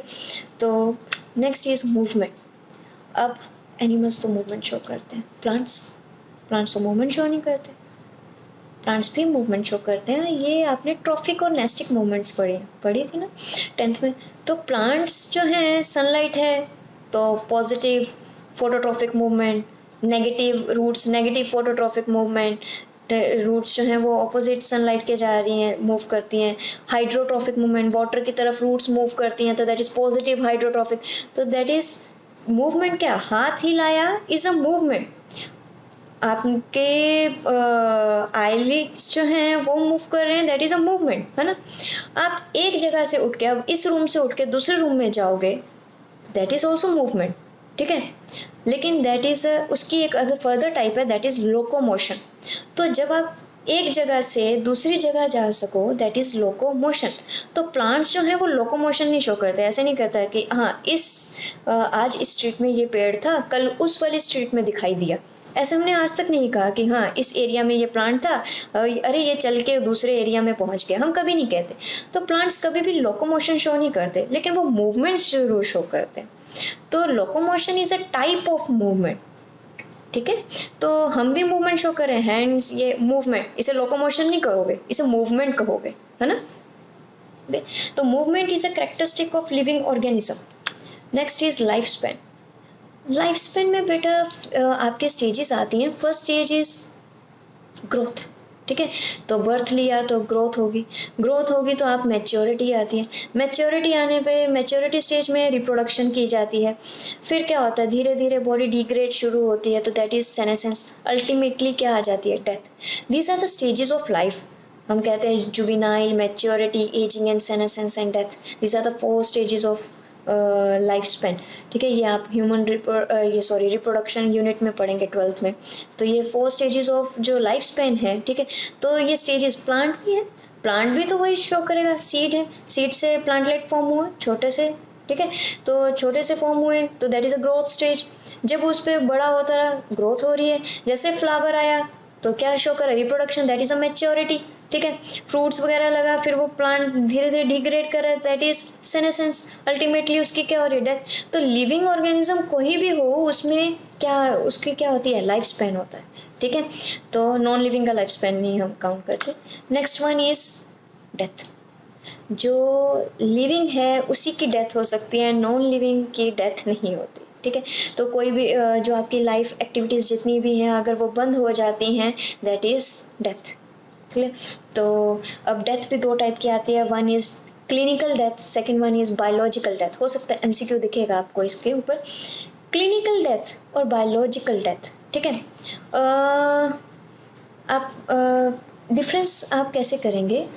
क्लिनिकल डेथ अगर मैं देखूं तो बायोलॉजी में आप क्या पढ़ते हो, सेल पढ़ते हो, है ना। तो एग्जाम्पल मैं उसी से करती हूँ। This one is a cell, cell से टिश्यू, ऑर्गन सिस्टम बना, ठीक है। तो जैसे ह्यूमन बींग कोई रोड पे जा रहा था, एक्सीडेंट हुआ, डेथ हो गई, ठीक है। सांस नहीं ले रहा, डेथ हो गई, ठीक है। तो सांस नहीं ले रहा, आप डॉक्टर के पास लेके गए, जी इसकी पल्स नहीं चल रही, हार्ट बीट नहीं कर रहा है, सांस नहीं ले रहा है, हार्ट बीट, फंक्शनिंग, ऑर्गन्स की फंक्शनिंग बंद हो गई है, ठीक है। तो वो क्या कर रहा है उसकी, लेकिन सेल अभी भी क्या है, लिविंग है, क्योंकि ATPs बचे हुए हैं, वो ATP यूज़ कर रहा है। ऑर्गन सिस्टम काम करना बंद किया है, लेकिन सेल मरा नहीं है। तो ऑर्गन सिस्टम क्या, हार्ट बीट बंद हो गया, सांस लेना बंद हो गया, ठीक है। Urine pass out, urine formation बंद हो गया। तो ऑर्गन सिस्टम ने काम करना बंद कर दिया, तो डॉक्टर ने बोला कि this one now it's a death, ठीक है। तो वो कौन सी डेथ हुई, that is a clinical death. जब डॉक्टर डिक्लेयर कर दे दिस वन इज़ डेड, तो दिस इज़ क्लिनिकल डेथ। लेकिन अभी भी उसके सेल जो हैं वो डेड नहीं है। धीरे धीरे उसके सारे ATP खत्म होंगे तो सेल क्या हो जाएंगे, डेड होंगे। तब आप वर्ड यूज़ करते हो बायोलॉजिकल डेथ। तो आपके पास 2 death I, first one is clinical death, second one is biological death. अब इसकी सिग्निफिकेंस क्या है ना। सिग्निफिकेंस हमें क्यों इसकी इम्पोर्टेंस पड़ी है, ये है, देखो अगर मुझे ऑर्गन किसी ने आइज़ डोनेट की हैं डेथ के बाद, बोलते हैं डेथ के बाद मैं आइज़ डोनेट कर दूँगा, तो आइज़ डोनेट करोगे तो कब करोगे, कब होगी, क्लिनिकल डेथ हुई है या बायोलॉजिकल डेथ हुई है। बायोलॉजिकल डेथ होगी बेटा तो सेल ही मर गया। अगर सेल मर गया तो आई फंक्शनल नहीं रही, तो क्या उसको ट्रांसप्लांट करना, किडनी या ऑर्गन कोई ट्रांसप्लांट कर सकते हो उसके बाद, सेल ही नहीं काम कर रहा है। तो जब भी आप ऑर्गन ट्रांसप्लांट करते हो किसी की डेथ के बाद, आप कौन सी डेथ के बाद करते हो? Clinical death. तो ऑर्गन ट्रांसप्लांट किस टाइम के बीच में होता है? Between clinical death and biological death. तो एज अ डॉक्टर आपको इम्पोर्टेंस रखता है कि इसकी क्लिनिकल डेथ कब हुई है और कब इसकी बायोलॉजिकल डेथ है। बायोलॉजिकल डेथ से पहले पहले हमें ऑर्गन ट्रांसप्लांट करना पड़ेगा। क्लियर? तो इसीलिए डेथ टॉपिक पे अगर क्वेश्चन आएगा तो क्लिनिकल डेथ और बायोलॉजिकल डेथ पे क्वेश्चन आता है कि what is the difference between clinical death and biological death. तो जब सेल बिल्कुल डेड हो जाए, दैट इज फंक्शनल नहीं रहा, सेल फंक्शनल नहीं रहा, तब बायोलॉजिकल डेथ है। क्लियर? तो ऑर्गन ट्रांसप्लांट जो होगा between clinical death and biological death किया जाता है। उसकी आप नॉर्मली भी देखते हो ना कि बोलते हैं कि जैसे डेथ हुई तो आइज़ क्लोज कर दो। क्यों? क्योंकि उसके बाद आइज़ क्लोज नहीं होगी। अगर उसका हाथ ऐसे है तो उसके हाथ को मूव अंदर कर दो, क्योंकि उसके बाद हाथ, क्योंकि मसल्स हैं, अभी अभी उसमें एटीपी है तो आप मूव कर सकते हो, आइज़ हैं, मसल्स हैं, आप अभी एटीपी हैं, मूव कर सकते हो, ठीक है। लेकिन उसके बाद सेल जो होगा वो रिजिड हो जाएगा। जैसे उसमें एनर्जी ख़त्म हो जाएगी, वो डेड हो जाएगा, वो रिजिड। तो अगर आइज़ ओपन है तो वो ओपन ही रह जाएंगी, वो क्लोज नहीं हो सकती, क्योंकि वो रिजिड हो गया। क्योंकि मसल्स को कॉन्ट्रैक्ट और रिलैक्स करने के लिए भी एटीपी चाहिए। अब रिलैक्स करने के लिए भी एटीपी चाहिए, एटीपी नहीं है तो आप आइज़ कैसे क्लोज करोगे, ठीक है। तो दैट इज़ तो इसका मतलब सेल फंक्शन कम्प्लीटली बंद हो गया। तो बोलते हैं ना, अभी डेड बॉडी जो है वो गर्म है, अब बॉडी ठंडी हो गई। तो वो जो नॉर्मल हम लेमन लैंग्वेज में कह रहे हैं ना, वो अगर बायोलॉजिकली अगर वो साइंटिफिकली वर्ड यूज़ करना है तो बॉडी गर्म है, डेड बॉडी गर्म है, तो इट्स अ क्लिनिकल डेथ। अगर ठंडी मतलब कि एटीपी ख़त्म हो चुके हैं, सेल कम्प्लीटली डेड ख़त्म हो चुका है, उसमें कोई एनर्जी नहीं है, दैट इज़ अ आपका बायोलॉजिकल डेथ। क्लियर? तो दैट्स ऑल अबाउट कि हमारे पास कौन कौन से what are the characteristics of living organism, ठीक है। इसमें से डिफाइनिंग कैरेक्टरिस्टिक वो थी जिनकी कोई भी एक्सेप्शन नहीं थी, जैसे डेथ कोई एक्सेप्शन नहीं है, ठीक है। तो आपकी जो दो ही आती हैं जो डिफाइनिंग कैरेक्टरिस्टिक नहीं है, ग्रोथ एंड रिप्रोडक्शन। और इस टॉपिक्स में जनरली आपको काफ़ी एमसीक्यूज मिलते हैं। आज तक मैंने कोई नीट का एग्ज़ाम नहीं देखा जो इतने से टॉपिक में से हमें क्वेश्चंस ना मिले हो, ठीक है। तो अब नेक्स्ट, अगर लास्ट जो मैं इसमें कवर करना चाहूँगी पूरे के पूरे को, अगर वर्ड्स को मैं इकट्ठा करूँ तो लिविंग ऑर्गेनिज्म कौन हो? जो सेल्फ रेप्लिकेटिंग है, ठीक है, रेप्लिकेट करते हैं अपने आप को। इवॉल्विंग मतलब कि एडेप्ट, चेंजेस, वेरिएशन शो कर रहे हैं, अपने अंदर के टेम्परेचर मटेरियल को रेगुलेट करते हैं, सेल्फ रेगुलेटिंग सिस्टम है, ठीक है। और वो स्टिमुलस, एक्सटर्नल स्टिमुलस को क्या कर रहे हैं? रिस्पॉन्स दे रहे हैं। खासियत, हम में डीएनए, बैक्टीरिया में डीएनए, तो हम सब में जेनेटिक मटेरियल जो है वो बेसिकली क्या है? सेम है। तो sharing common genetic material to a varying degree, both horizontal and vertical. Horizontal हो सकता है हमसे काफ़ी सिमिलर, जैसे चिंपैंजी है, एप्स हैं, हमसे काफ़ी सिमिलर है, दैट इज़ हॉरिजॉन्टल। वर्टिकली मतलब कि और अगर वेरिएशंस देखी जाए ऊपर से नीचे इस तरह से अगर हम क्रिएट करते हैं, दैट इज़ वर्टिकल, है ना। तो हमारा ऑलमोस्ट डीएनए एक दूसरे से सिमिलर है, लेकिन कुछ वेरिएशंस हैं। और ये एक एक वर्ड पे आपको एमसीक्यू दिखेगा कि हाँ, लिविंग ऑर्गेनिज्म सेल्फ रेप्लिकेटिंग होते हैं, इवॉल्विंग होते हैं, सेल्फ रेगुलेटरी होते हैं, ठीक है। तो which one of the following are the characteristic of living organism, और ये वाली विच लाइन इज इनकरेक्ट और करेक्ट में आएगा, sharing common characteristic, common genetic material to a varying degree, both horizontal and vertical. ये लाइन करेक्ट है या incorrect है, इस पे क्वेश्चन आपको एमसीक्यू दिखेगा। ओके, तो that's all for today. These are जो हमने टॉपिक कवर किया है, that is characteristic of living organism. मैं एक्सपेक्ट करती हूँ कि आप इसके नोट्स बनाएंगे, ठीक है, और इसके बाद उसके एमसीक्यूज भी सॉल्व करेंगे, आपके पास बुक्स हैं तो, ठीक है। अदरवाइज़ आपकी डीपीपी अपलोड होंगी चैप्टर के कुछ टाइम के बाद डीपीपीज अपलोड होंगे, क्योंकि एक साथ कुछ क्वेश्चंस लिंक करते हैं, तो थोड़ा टॉपिक कवर होने के बाद डीपीपीज अपलोड होंगी, उसमें भी आप एमसीक्यूज कर पाओगे, ठीक है। तो that's all for today, thank you.